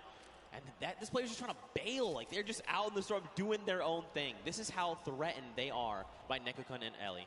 Varus, I mean, it's okay. It's not ticking too bad yet. It's only that single point, but he's going to have to make a really long rotation, and that's if they don't spot him out in the storm. And you know what? It's going to be worth it. He will be all right. He will live to see another day because off they have to run now from the zone. They don't have heals, and Faris is left to, I guess, go against these guys at some point or another. But let's hop in with some highlights from earlier today. We have a little bit, like we saw, Dr. Lupo and Sigala just kind of coming up. And that's another player that's going to get taken out right here and just showing people that, you know what, I have Tilted on lock here. I'm ready to control this place. And it's Kyle Kaplan who goes down to Dr. Lupo and Sigala. Again, they were sticking together at the hip earlier before, but Sigala's down. And I don't think Dr. Lupo has the reboot card, unfortunately. It does not look like it currently, but look, this is Dr. Lupo we're talking. The doctor is in the house. He knows what to do. He's been in these type of situations before. 1v the world, but that's okay. He's comfortable. But look at this, Tifu and Nav. Look at the angle they have here. You've got Nav all the way in the back. He's sending sniper shots over to JT Brown. Tifu's sitting there forward, right? He's just saying, all right, JT, come on. What are you trying to do? You trying to 1v1 me? You want to try and 1v1 my dual partner that's way back there? He's got a long angle on you. I have the close angle on you. Listen, JT Brown is a professional hockey player, right? If you can take that kind of punishment sometimes out there on the field, you can do anything. Let's see what JT Brown can do against the World Cup qualifier. He's peeking his head right there. And Tifu says, you know what? been here for a little too long. Just more, players around him. He's got to be careful. And now look, he has to use that launch pad because for just a moment he saw a player running up on Nav, but it's okay. They're back together. They're ready to try and work down on this player here. Looks like it's Marksman. Oh, that's JT's partners. Okay, so they were actually trying to line a pinch. Marksman used the Shadow Bomb to get behind him. So now Marksman's going to have to leave JT Brown behind. They were actually split up in those moments right there. It was hard to tell for a second, but no, Marksman says he's going to take the high ground and start pressuring back here. He puts a shot down on Tfue, but the Storm is on his back first, and JT Brown manages to rendezvous with Marksman here. So now they're together. He's popping his bandages, and yeah, JT and Marksman win the small skirmish here, if you want to call it that, because Tfue and Nav are off. They're gone. They decided it's time to beat the zone now. Yeah, and I mean, facing off against someone like Marksman, this is a long-time competitive veteran, right? Like, this guy has been around, so pairing these two together, he's like in very good hands right now. Marksman's absolutely making the right call, saying, look, we need to leave right now, we need to do this, we need to do that. Fun fact, JT Brown was the first professional hockey player to become a Twitch partner. That's huge. That's actually pretty cool. That's history. There you go. JT Brown. Put it in the world record book right there. That's one that cannot be broken. He solidified that. That's pretty cool right there. That's actually pretty cool. Oh, he's got the drift board. This is actually really good. He's going to be able to catch with Marksman and set himself back up. Look who else is here, though. Ninja and Marshmallow.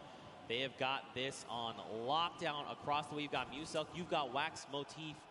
Look, this is Ninja we're talking about, right? You give him even a pixel, he is going to destroy your shields and make you wish you had never peaked in the first place. Ninja has been having quite the day so far. We talked about just being a little consistent will keep you in the running here.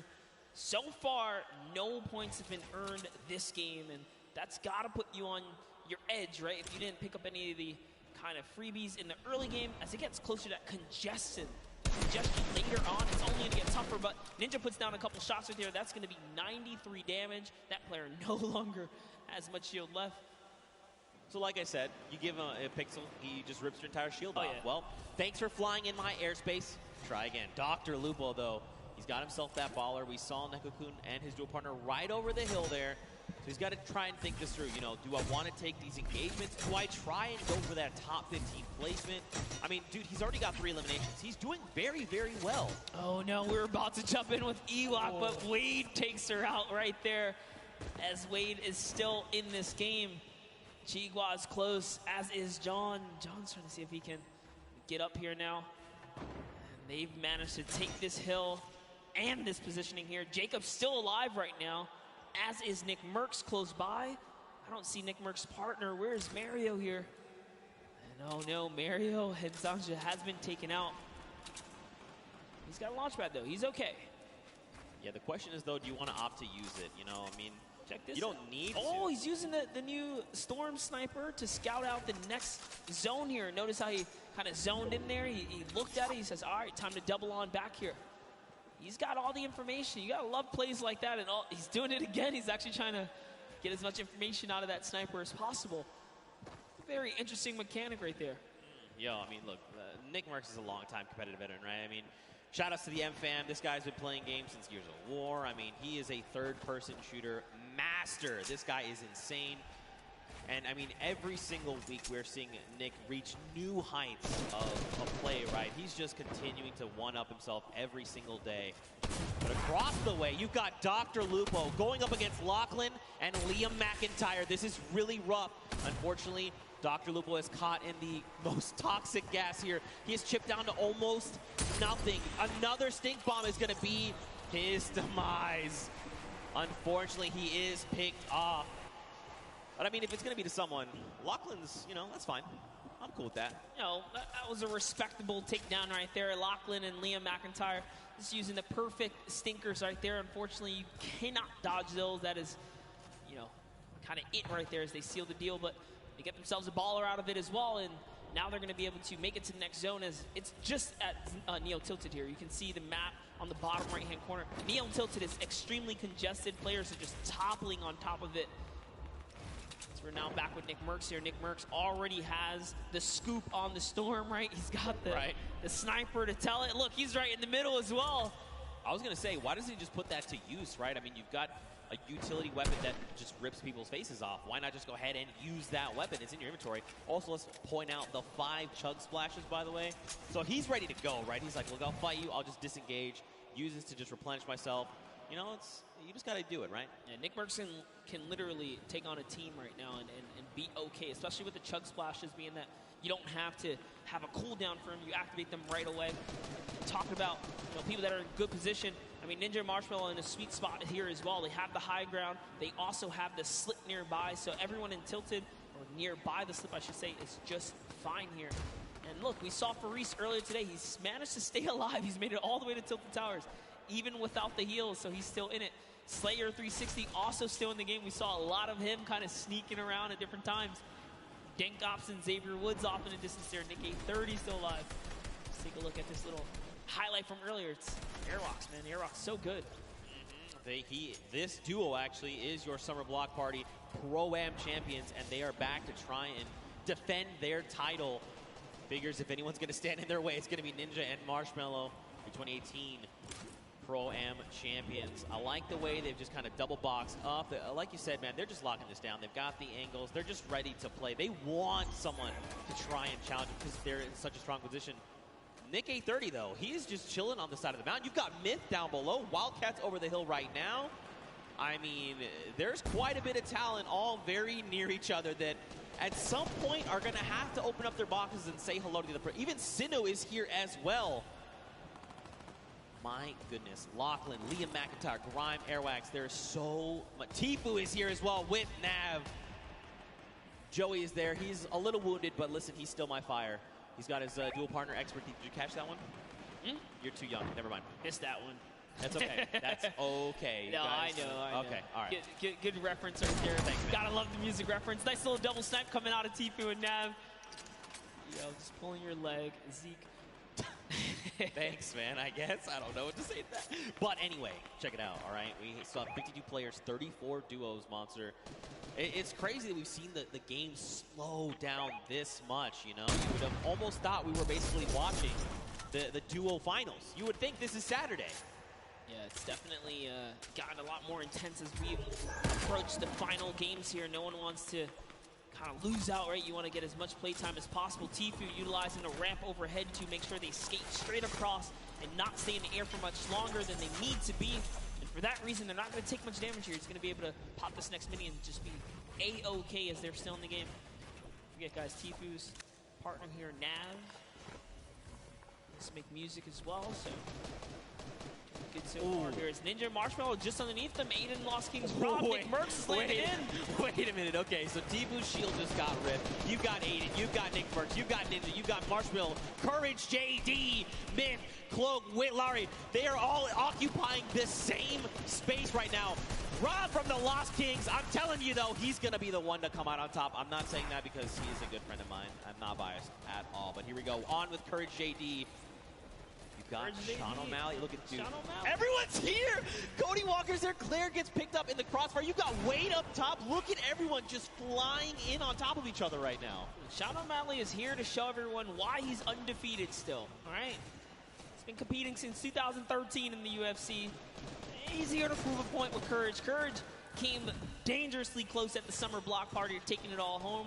They are still in the running here. 2 good games. These next 2 games can really be theirs to take. But we're going to hop in with Tim the Tapman. Wild card is active right here, right now. Now, keep in mind, he's got no HP to work with. 57 really isn't that much. But this is Tim the Tapman that we're talking about. Why is the entire lobby? Tim, just believe. Tim, just believe. Nothing you can do. And talk about Sean O'Malley. He takes him out. He was the prime target there. Now take a look at Wade here, who's got the high ground. He's got the flip knock to save himself as well. In a combat. It's a lovely 70 shot right there. And this is where the lobby begins to condense and collapse on itself. Remember, no one has earned placement yet. There's still 26 duos in the running here, many of which are solos. Yo, if you were watching, did you watch the elimination feed? Grime picked up O-King, that is Sinnoh's dual partner. Tifu is actually going to be picked up by Nick A30. Wow. And Nav then turns around and says, Nick, not today, friend. It is not good, eh? And I'm just getting word we actually have a replay of the wild card that we're going to get to take a look at together and relive just kind of what happened. So, you know, it's difficult, right, when situations like that. I'd pay for a slow motion in this part right here.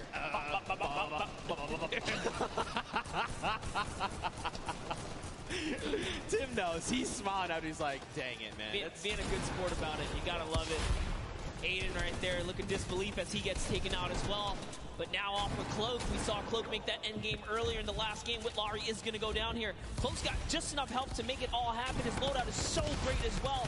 Perfect shadow bombs are going to allow him to rotate here. If he uses the structures, he can continue the rotation for free. And that's exactly what he's going to do. He's going to get nice and far into the zone. Free baller here for Nick Merckx. As Nick Merckx is going to use it. Why not, right? He can get this free safety for a little bit. Dude, this is where Nick wants to be, right? He wants to be in the middle of the chaos. As everyone's trying to, you know, panicking, trying to figure out what they want to do. Nick is calm. He is cool. He's collected. He is so deadly. Yes, that is also another thing. Okay, the baller is cracked. He tries to go for the builds, forgets for a moment. He's got to find this elimination. He needs something, anything. The chunk. Oh. Wait, no, wait! What the strap? Those were builds. Were those builds? Did you get them? Oh, it wasn't enough, though. He had to connect those shots right there.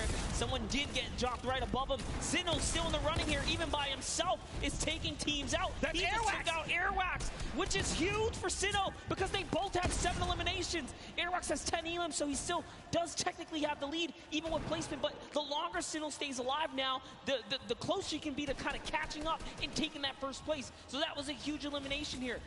Now jumping in. Look who's still left, though. Sinnoh, Sean, Symphony, Cloak, Jelty, Lachlan, Muselk, 7. There's so many people. Mr. Fresh Asian, we saw the clips from him. He's on super low HP, but he might be able to make something happen. Look at this. Cloak is in a great spot. Symphony as well. They have health advantage. The only other person is Muselk, who's sitting on basically 200 HP. Sean gets cracked right now, Monster. Jelty wants to secure this elimination if possible, right? That would be huge for him. This is essentially a solo game here. There are 8 players left, and everyone is left to fend. The storm flip! Oh my god, this could be so huge!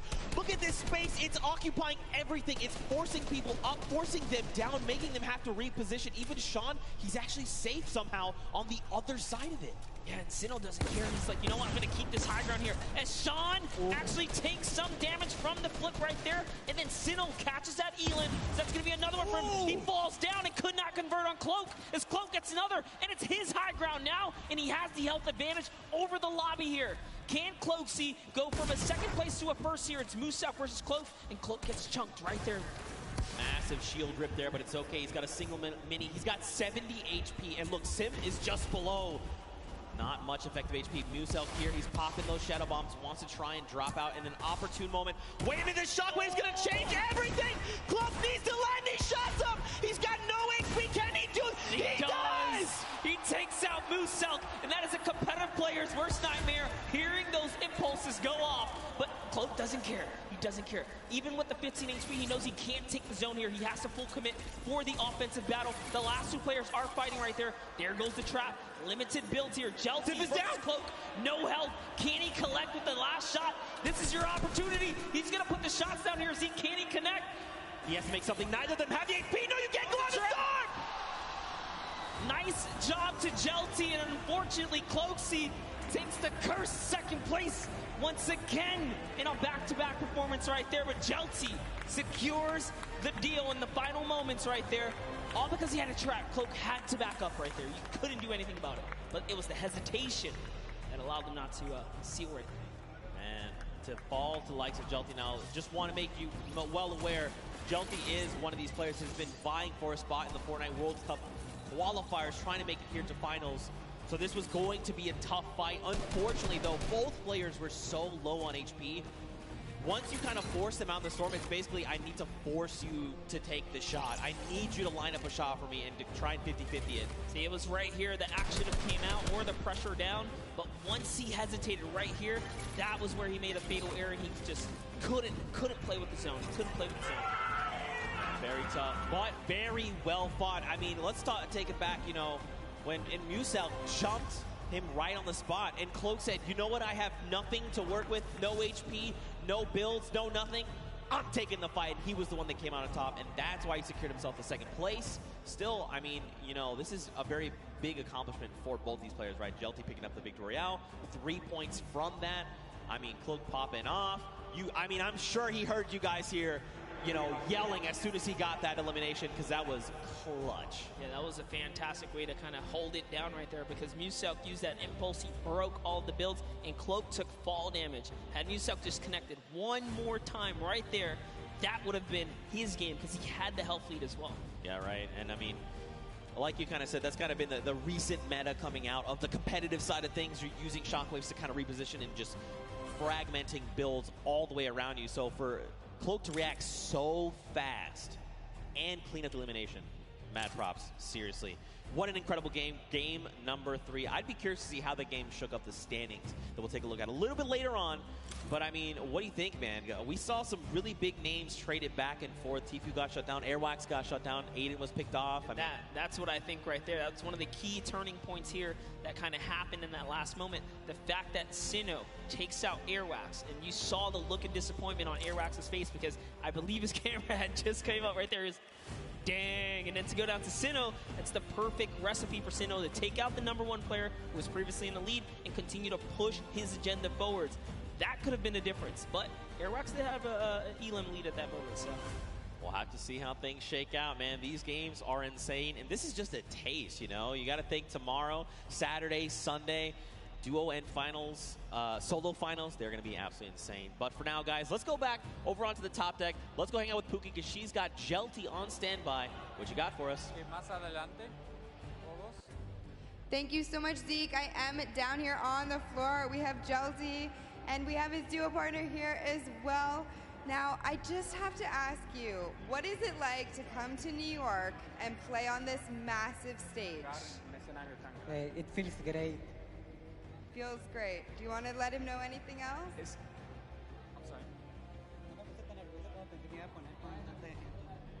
I didn't get as nervous as I thought I would be in front of so many people. Once you're in here, once you're playing Fortnite, it's pretty much just like being at home, I would think. But did you have a strategy going into today's games? Because you are a competitive veteran. You know, you have played in the World Cup qualifiers. What was your strategy? En la primera partida intenté llegar a placement. En la segunda fui por kills. Y como en la tercera tuve muchas granadas de humo, entonces jugué hasta el final. So in the first one, I did a play free and free for kills. En la tercera, como tenía mucho echado, me puse a jugar por placement, por la win. ¿Por el qué? En la última, como tenía mucho echado, jugué por la win. And for the last one, I really just went for the win. So you just went for the win. You just went full send. So pretty much just like the qualifiers, right? Yeah. So I just want you to describe to me the last play that you had there, the last moments. Pues sabía que quedaba poca gente, así que nomás hice muchos cubitos hacia la zona. E intenté trapear al que tenía arriba, pero no pude, pero se murió por la zona y gané. So I knew there were a lot of people in that zone. I tried to go up, but I realized I couldn't. Lo intenté matar con trampa, pero no pude y él se murió por zona. So I tried to go up the ramp, and then I couldn't enter that zone. So you had to kind of adapt and adjust there, which you did, and it worked out well for you. Well, congratulations for being here. Thank you so much for talking to me. Best of luck in your next games, okay? Zeke, what do you think about these crazy games? Getting to talk to Jelty, this stuff's unreal. Listen, it looks like Jelty might have been a little nervous, all right? But Jelty, I'm going to tell you right now, you're a slayer, all right? Don't be nervous when you're that dang good. Well fought from him. But again, we've got another game. One game left that is going to determine who walks away the Fortnite World Cup Pro-Am champion. Yeah, I need to see if Jelty and Gabba Reaver, the Mexican duo right there, had enough to push them all the way up to top 10. We're going to find out right now. Let's peer into the standings right here. Let's take a look at the standings. Let's see what it is, Zeke. It's still holding the lead, even after Sinnoh took it over. But guess what? Jelty Gabber Reaver, right there. The Mexican duo coming right up to the top right there. You saw Jelty's skills. You can't sleep on him. That cone was so nice in those final moments. But hey, Cloak with another second place performance. He's back up there. I mean, but I think the big standout right now is Airwax and Al Grime. These guys are still holding that lead. And this is kind of something we saw back at the summer block party. But let's hop on over. Let's see who is in our 11th through 20th spot. What is going on the opposite end right now? Remember the number 42. That's where you're trying to aim. You've got people like Nick from the Lost Kings. You've got Sean there as well. Simp is up there. So many talented players. Nick A30. You know, all these guys really need is a stellar game, right? They need to put everything on the table right here, right now. Whether that be, you know what, we're going to hot drop. We're going to find as many eliminations as we possibly can. And then let's go ahead and pick up the W. We got ourselves... I say that like it's an easy thing. That's not me. I can't do that at all. Yeah, absolutely. We got ourselves some really intense competition right here. RO, Grime, and Airwax is not getting this for free. It is very close at the top. Xavier Woods is saying, you know what, we're still champs here. Still champs. In your heart. I believe it. Absolutely. All right, here we go. Ladies and gentlemen, the final game of the Fortnite World Cup Pro-Am is about to begin. If you guys are excited, let everyone sitting on this stage, let them all know. Let's get hype, because this is it. After this, we crown a new potential champion. Can Airwax and Elra Grime hold on and defend their title and become two-time Pro-Am champions? That would be insane. Can Ninja and Marshmallow come up huge in this final game? Can someone else show up when it is necessary? Well, we'll find out. These players are dropping right here, right now. It really is the story. Will Sinu win his lucky landing drop here and continue to put the rain down? He had a lot of eliminations in the previous round, but he couldn't break the next threshold. 4 more points to close the gap. Airwax had 10 elims with this duo. RO Graham had 3. He had 7. That's a lot of action. They're not afraid to win these battles. Wait. See what's up. We have Robles here, and Chigua is going to confirm. Okay, so they got the, kind of alpha up on the spot. So, you know what? We're going to take this spot right here. This is their loop now. They're going to go in and claim that. Nice little start for them right there. This is a rough spot to land sometimes, right? Because you can have 3 potential chest spawns. Sometimes you get unlucky, you get the 2 there. So they're going to have enough to kind of get them started. But, man, do they need something else heading their way? There's quite a few spots they could rotate from. I got a question for you. So Chifa actually used to be a console player. He played Fortnite on console. He actually swapped over to keyboard and mouse, and he's a competitive player on keyboard and mouse now. Did you still play with a remote controller, or have you made the transition? Did you just ask if I played with a remote controller? I'm asking if you still do, or have No, first of all, I've always played mouse and keyboard. Thank you. Also, a remote control is something you use to drive something else. Right. What is wrong with you, Monster? The controller. No, I've actually, I played a controller for a little bit at the very start, and then I was like, you know what, I really want to try and just get better with mouse and keyboard, and so I dedicate a lot of my time to kind of focusing up with that, so. Now am I good? I'll tell you what, ask Sundown, and he will tell you the honest truth. Hey, right listen, now. I saw you in the practice games win that game over Bala. No one's going to listen. Hey, that's what happened. But that really happened. You got this, but let's not take away from Eric Gordon. No, Slogo Man as well. He is down. Look at this. This is Ali A. He's like, hey, hello. I'd like to come in the house now. Please, I need eliminations. Excuse me. I like what he did there. He's using those stinkers to clear out the air, see if there's anyone nearby. Jeremy Ray's going to stick this revive, even without taking out Ali. He says, you know what? You're safe enough. I'm just going to get you right here. He's going to commit to it. It's only a couple seconds left. Is it going to be enough? Listen, we'll find out soon. He's been part of the movie It. He knows what true terror is. Ali A is not going to be the one terrifying him for trying to revive his teammate. Over, though, you got Ewok. You've got Jordan Fisher. They are hanging out by Pueblo right now. And it looks like they're pretty kitted out, all things considered. I mean, they've got the bare bones of what they need to get themselves started, right? Absolutely. Jordan Fisher here does have a okay loadout, so I say okay because he has a shotgun, he has shield. That's just enough. He's got the disengage tool, which he kindly shared with Ewok right there, giving her, an impulse or a shockwave as well to make sure that she can also disengage if things get sticky here. But it's all about getting that information. Look at the creep up. As actually, Dead Rebel and Oscar have been holding his spot down since earlier today, and they've done a great job fending off every single duel that's landed here. No duel has been successful. I'm actually curious to see if they're going to be able to win this early game engagement as well. they've been doing it so well so far. I mean, it looks like they maybe don't want to take the fight. As far as inventory, they're in a similar situation, right? Not really much of anything in the way of materials. Loadouts looking super sparse, and the big thing here is those 3 weapons, gray AR, green AR, and that drum gun are all using the same ammo type, right? So the moment you start firing one, you are just draining ammo from those other potential resources, so they don't want to take this fight. I think it's smart to disengage. It's not worth it right now. Let them have it. There's loot behind you. Just keep the ball moving. Yeah, true that. See Oscar just sitting up top there. Oscar, an Argentinian YouTuber who plays Fortnite, recently started singing. But looks like we're going to jump in with John here. See what they have in Salty Springs, one of my favorite places.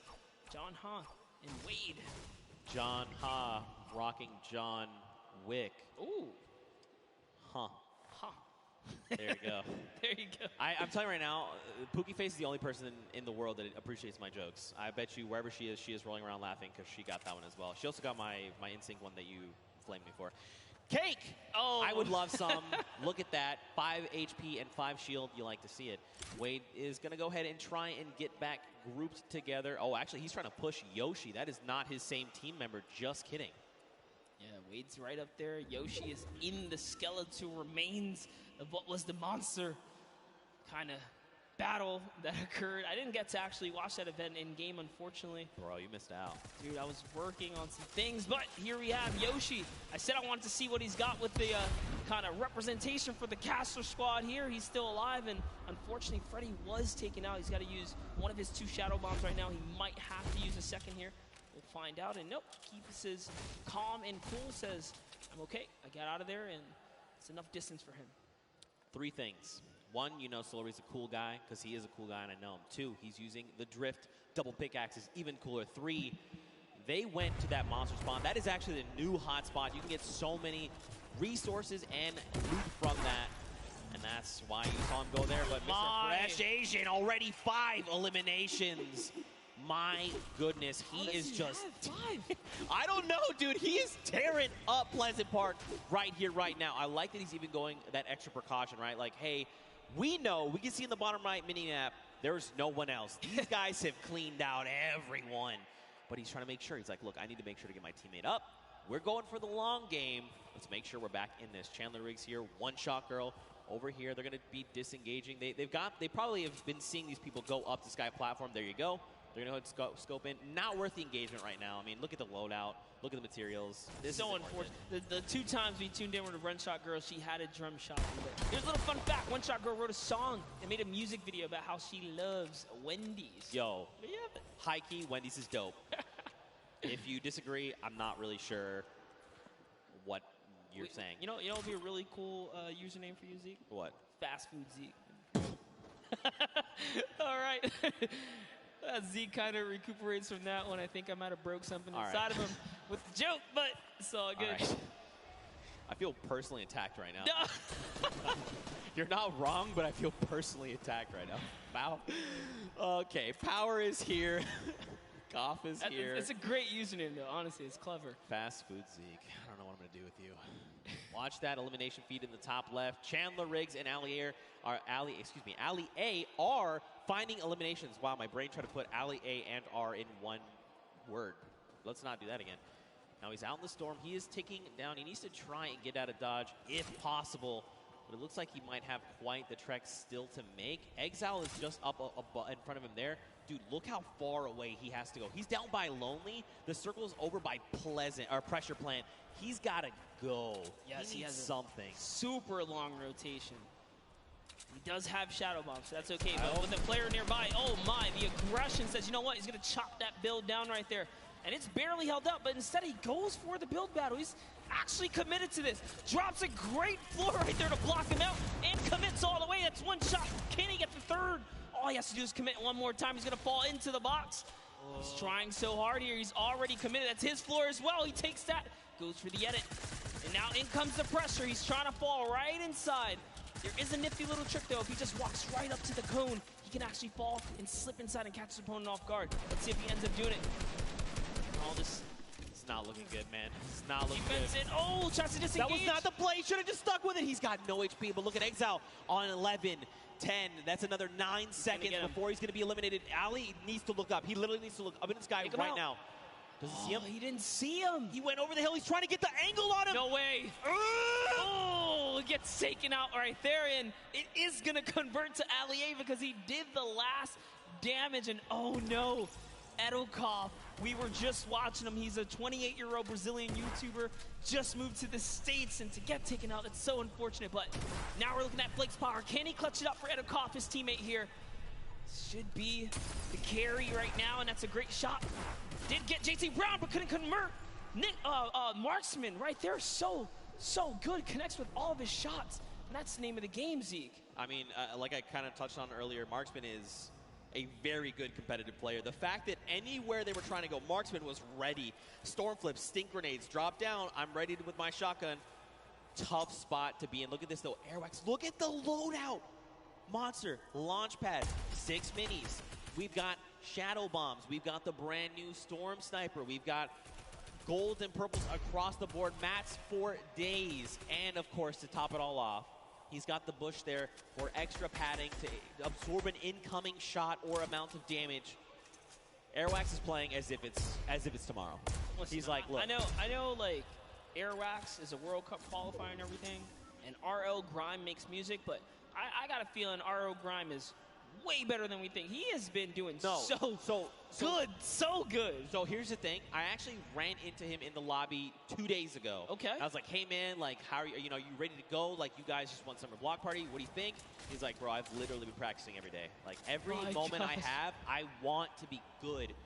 And that's what we're seeing, right? Like, it's such an amazing feeling seeing these guys keep up and really, you know, get that bug for Fortnite that we love, you know, that itch to want to grind right there. That's a good feeling, but he's a slayer.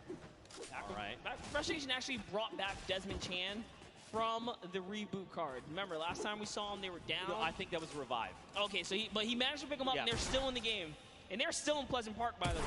Dude, they've been locking it down. Look, Mr. Fresh Asian, though, he had a shot go his way because his shields are ripped, and that's Jelty. That is the winner from the last game. Jelty is here. Unfortunately, his dual partner has been eliminated. But Monster, look at the loadout. I mean, he's got a loadout that he, you know, it's like a skirmishing loadout, right? I'm going to shockwave forward. I'm going to combat you a couple times. If you try to leave, you're going to get lasered. You're going to get beamed. If I need to follow up, I have the launch pad. You know, he's in a prime spot, but look at the builds. And this is how you know he's an actual competitive player. That's a competitive loadout. Most players in the comp scene will run a combat with an AR. You know, most of them do tend to run the dual weapons followed by utility and heals. So Jelty is a scary player to be going against. And Mr. Fresh Asian needs to be very wary here because Jelty catches a small lead. He's gonna push.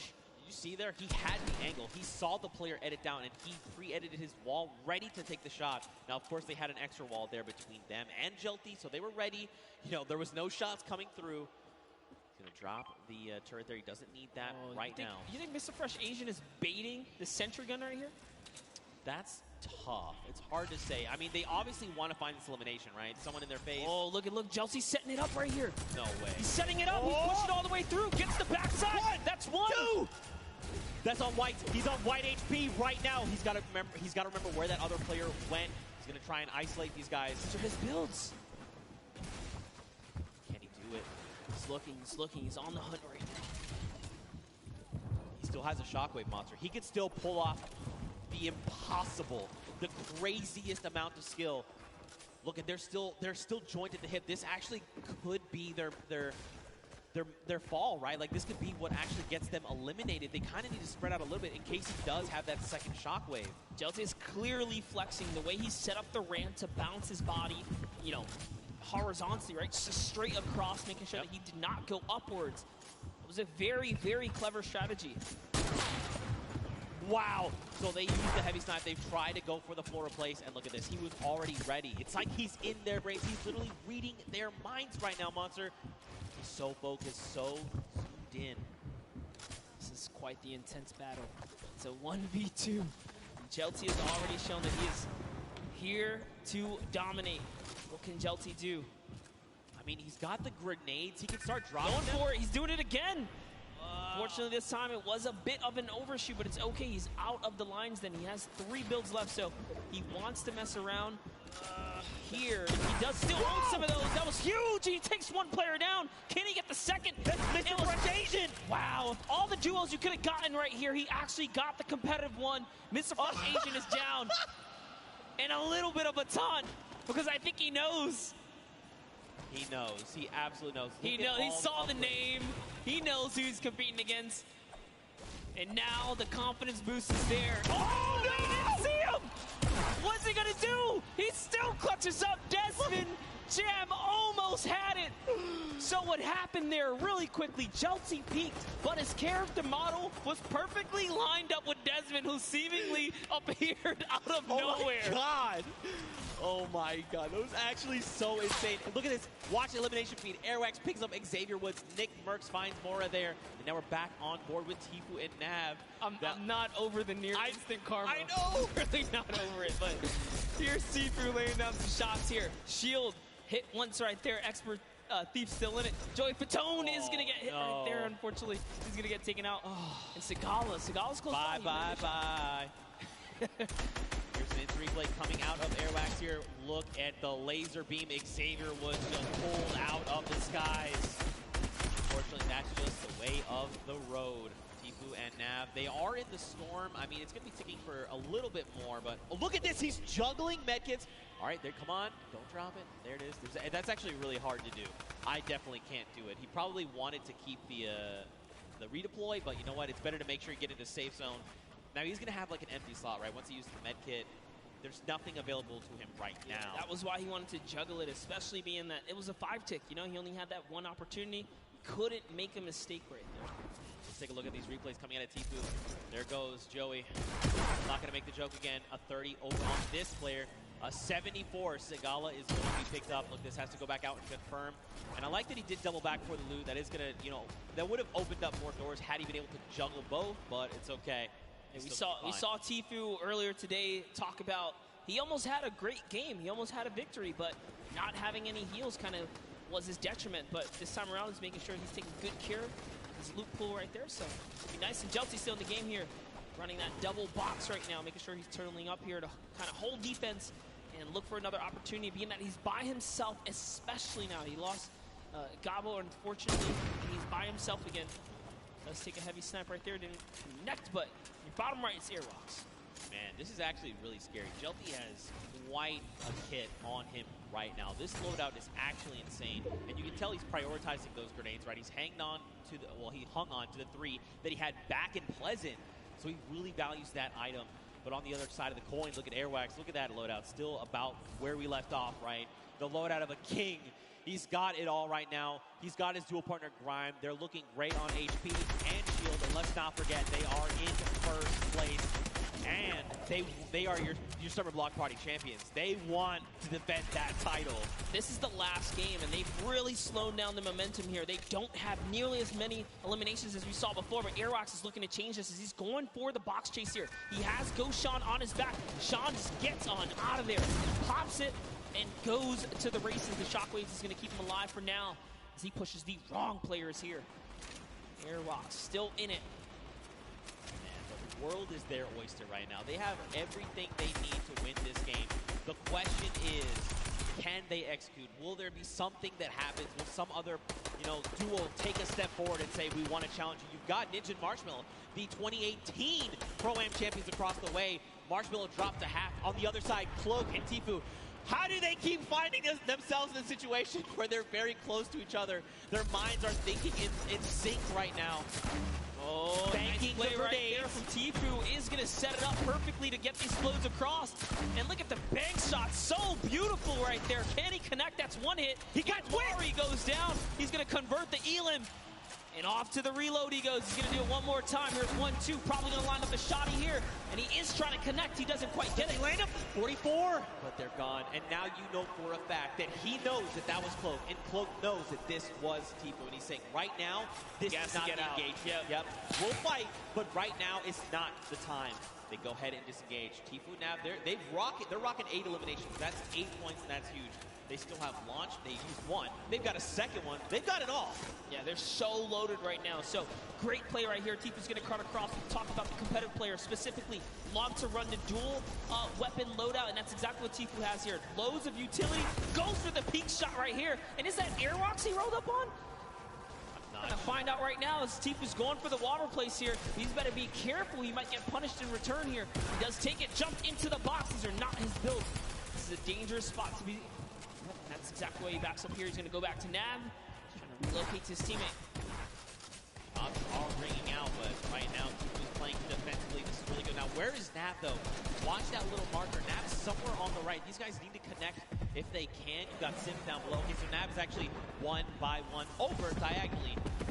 And it was Airwalks who's right there. You saw that. Actually, I think that was actually Ninja. Might have been as well. Man, Ninja it was making actually those Ninja. peaks.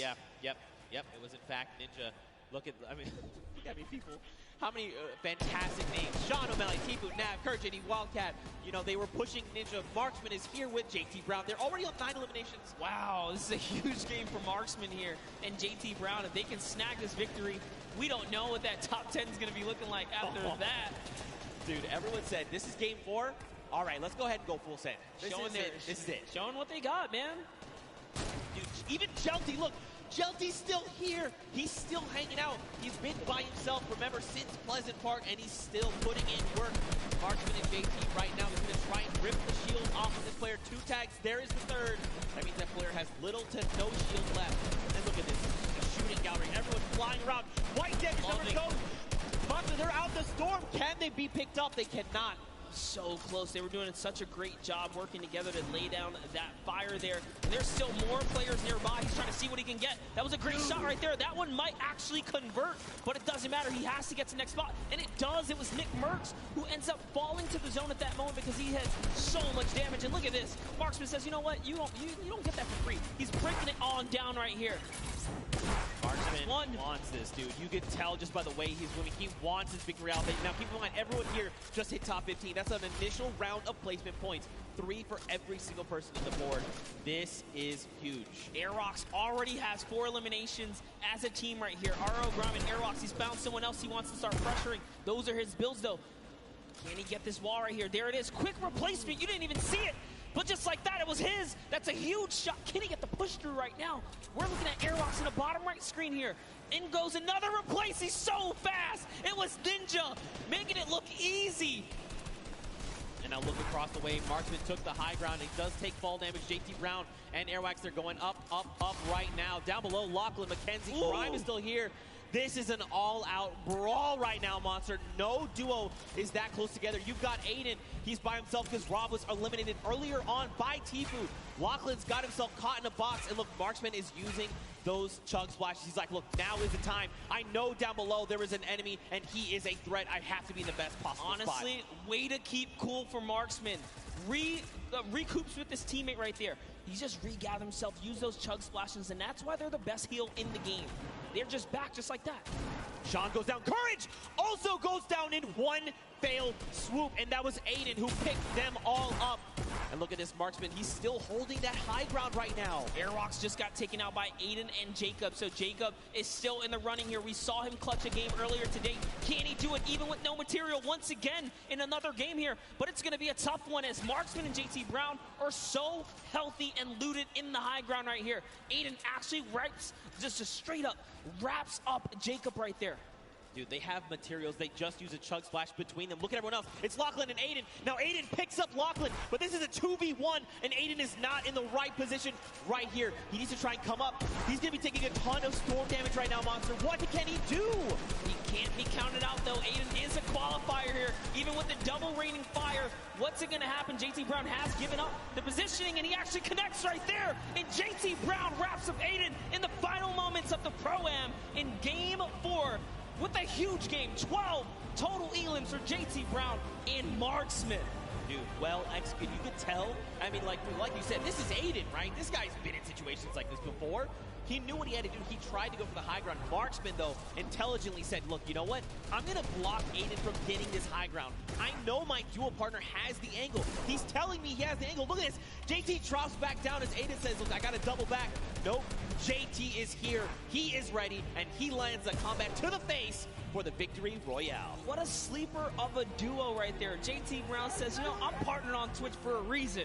Let me show you how I connect with these shots real quick. That's exactly what he does. He was confident in the push, and he did a great job executing right there in those final moments. You can't ask for a better last game than that. For another duo to kind of come up and really make sure that no one is safe here. Does that mean we've seen a different duo every single game? Yes, we have. That's what the Pro will do to you, man. This is what Fortnite does to you, all right? What an unbelievable game that was. And it's crazy because for a while, that game was pretty slow. We slowed way down, right? Everyone's thinking, last game, what do I need to do? Where can I get? If not first, where can I push to try and get some money for my charity? You know, what place do I have to kind of push for to try and get the most? First. First, yeah, of course. But, I mean, you've got Airwax, you've got Harl Grimes, you've got Ninja, you got Marshmallow, you've got Marksman and his dual partner, JT Brown, standing in your way. That's tough. It's a tough ask. Well, I think I'm ready to know. Are you ready to know? I'm ready to know. That was a great last game, and it can go either way. I mean, here we go. After 4 games, everyone here in the venue, I think you guys are all ready to know who the winners are. And Monster, I'm going to allow you the honor, my friend. And your 2019 Pro-Am here at the Fortnite World Cup Finals winner is Airwax in RL Grime, coming back with another victory. First, they did it at the summer block party, showing that do not sleep on him. He's a World Cup qualifier for a reason. He's been so calm, cool, and collected this whole time. Confidence at an all-time high. He said he was going to win it, and that's what he came out here and did. That's right, man. Your defending champions not only won the summer block party only a month ago, but came back and said, you know what, World Cup Finals, there's a Pro-Am, we'll go ahead and we'll win these. 2 Pro-Ams back to back. Look at the smiles across their face, all the work that Grime has been putting in to better himself, to support his duo. It all pays off in that moment. 52 points, 12 points ahead of the pack. That is unbelievable. And what a great top 10 for everyone that made it this far. Sino and O-King, just a fantastic performance. Still $500,000 in prize right there to go to charity. Jelty took a victory with Gabo. Jacob and Claire also took a victory. Tifu and Nab, fantastic performances. Consistency is going to pay off, and everyone plays so well. And don't forget, I mean, every single person here is a winner. Don't forget, this is all for charity, so we want to make sure every single person is listed. We want to make and remind you guys here and at home viewing, everyone here is a winner.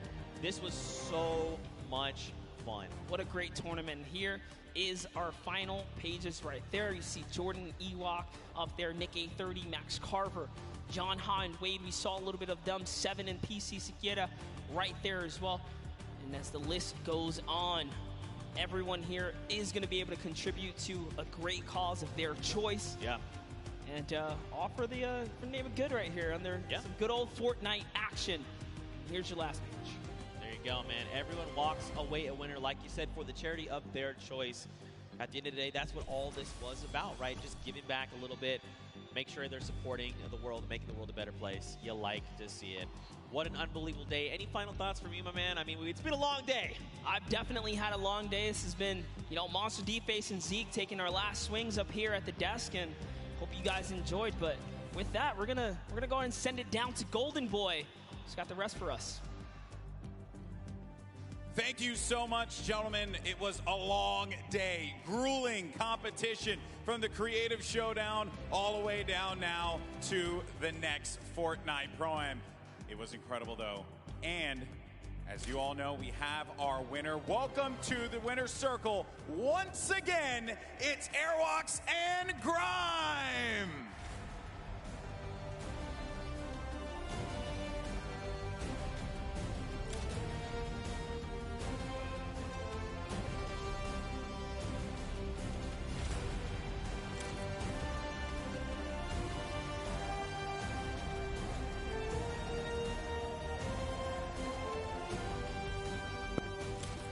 Gentlemen, this is yours.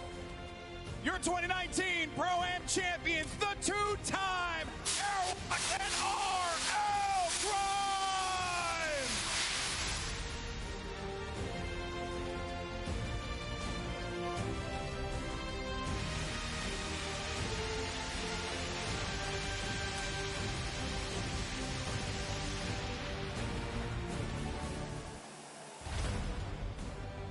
Awesome stuff, fellas. Come here. I want to get your thoughts real fast. Actually, Grime, I'm going to start with you, man. You're a two-time champion. Awesome stuff. This duo works so well. Why is that? I mean, he's just an incredible player. He's taught me a lot about how to play late game and rotate. He's a great mentor, so, yeah. I would love to see you, and I got to get the darn confetti. I would love to see you compete eventually, because I think you got what it takes, buddy. All right, Airwalks, man. You're ridiculous. You did it again. You're a man of very few words, so I'm going to let you just say what you want to the fans here. Say whatever you want to say to your competitors. The floor is yours. I don't know. It was incredible. I'm happy to be invited again and compete again, and hope I win tomorrow. I was going to ask that. You're going to join me in the winner's circle one more time tomorrow? Gonna try to, yeah. I think we can. I have a lot of faith in you, obviously, with how good you are. And as you guys are now two-time champions, this is a big moment for you. Where's the money for the charity going? Who are you sending your money to? It's going to a great civil rights organization called ACLU, so shout out to them. Awesome stuff. And for you, Airbox? WWF, Save the Planet. I think it's a great cause, and I'm happy to give them $1 million. Awesome stuff. Well, there you have it, folks. Come on, Arthur Ashe Stadium. Let's give him a round of applause. The two-time Fortnite Pro-Am champions, RL Grime and Airwalks. Congratulations. And now, don't forget that while this was all well and good, and we have two-time Pro-Am champions, the Fortnite World Cup Finals starts tomorrow. That's right, and we're going to be going to duos. The best duos in the world of Fortnite are going to be clashing for your entertainment. So make sure you join us here at the Arthur Ashe Stadium. Make sure you join us on Twitch, YouTube, or whatever platform you decide to tune into. And don't forget as well, we want to let everyone know that at 1 p.m. Eastern Time tomorrow for the Duos Championship and 1 p.m. Eastern Time, Marshmallow's live performance will kick off the Solos Championship. There's going to be a lot of good stuff happening here, folks, and we thank you so much for joining us here today. That being said, obviously, we know that there's going to be a lot of talk. Who's going to take the top crown tomorrow? Is it going to be one of your favorite duos at home? Let us know on Twitter using the hashtag Fortnite World Cup. We want to hear from you. And of course, we thank you so much for joining us here today. Thank you so much once again. I'm Golden Boy. This has been incredible. We'll catch you next time. See you tomorrow.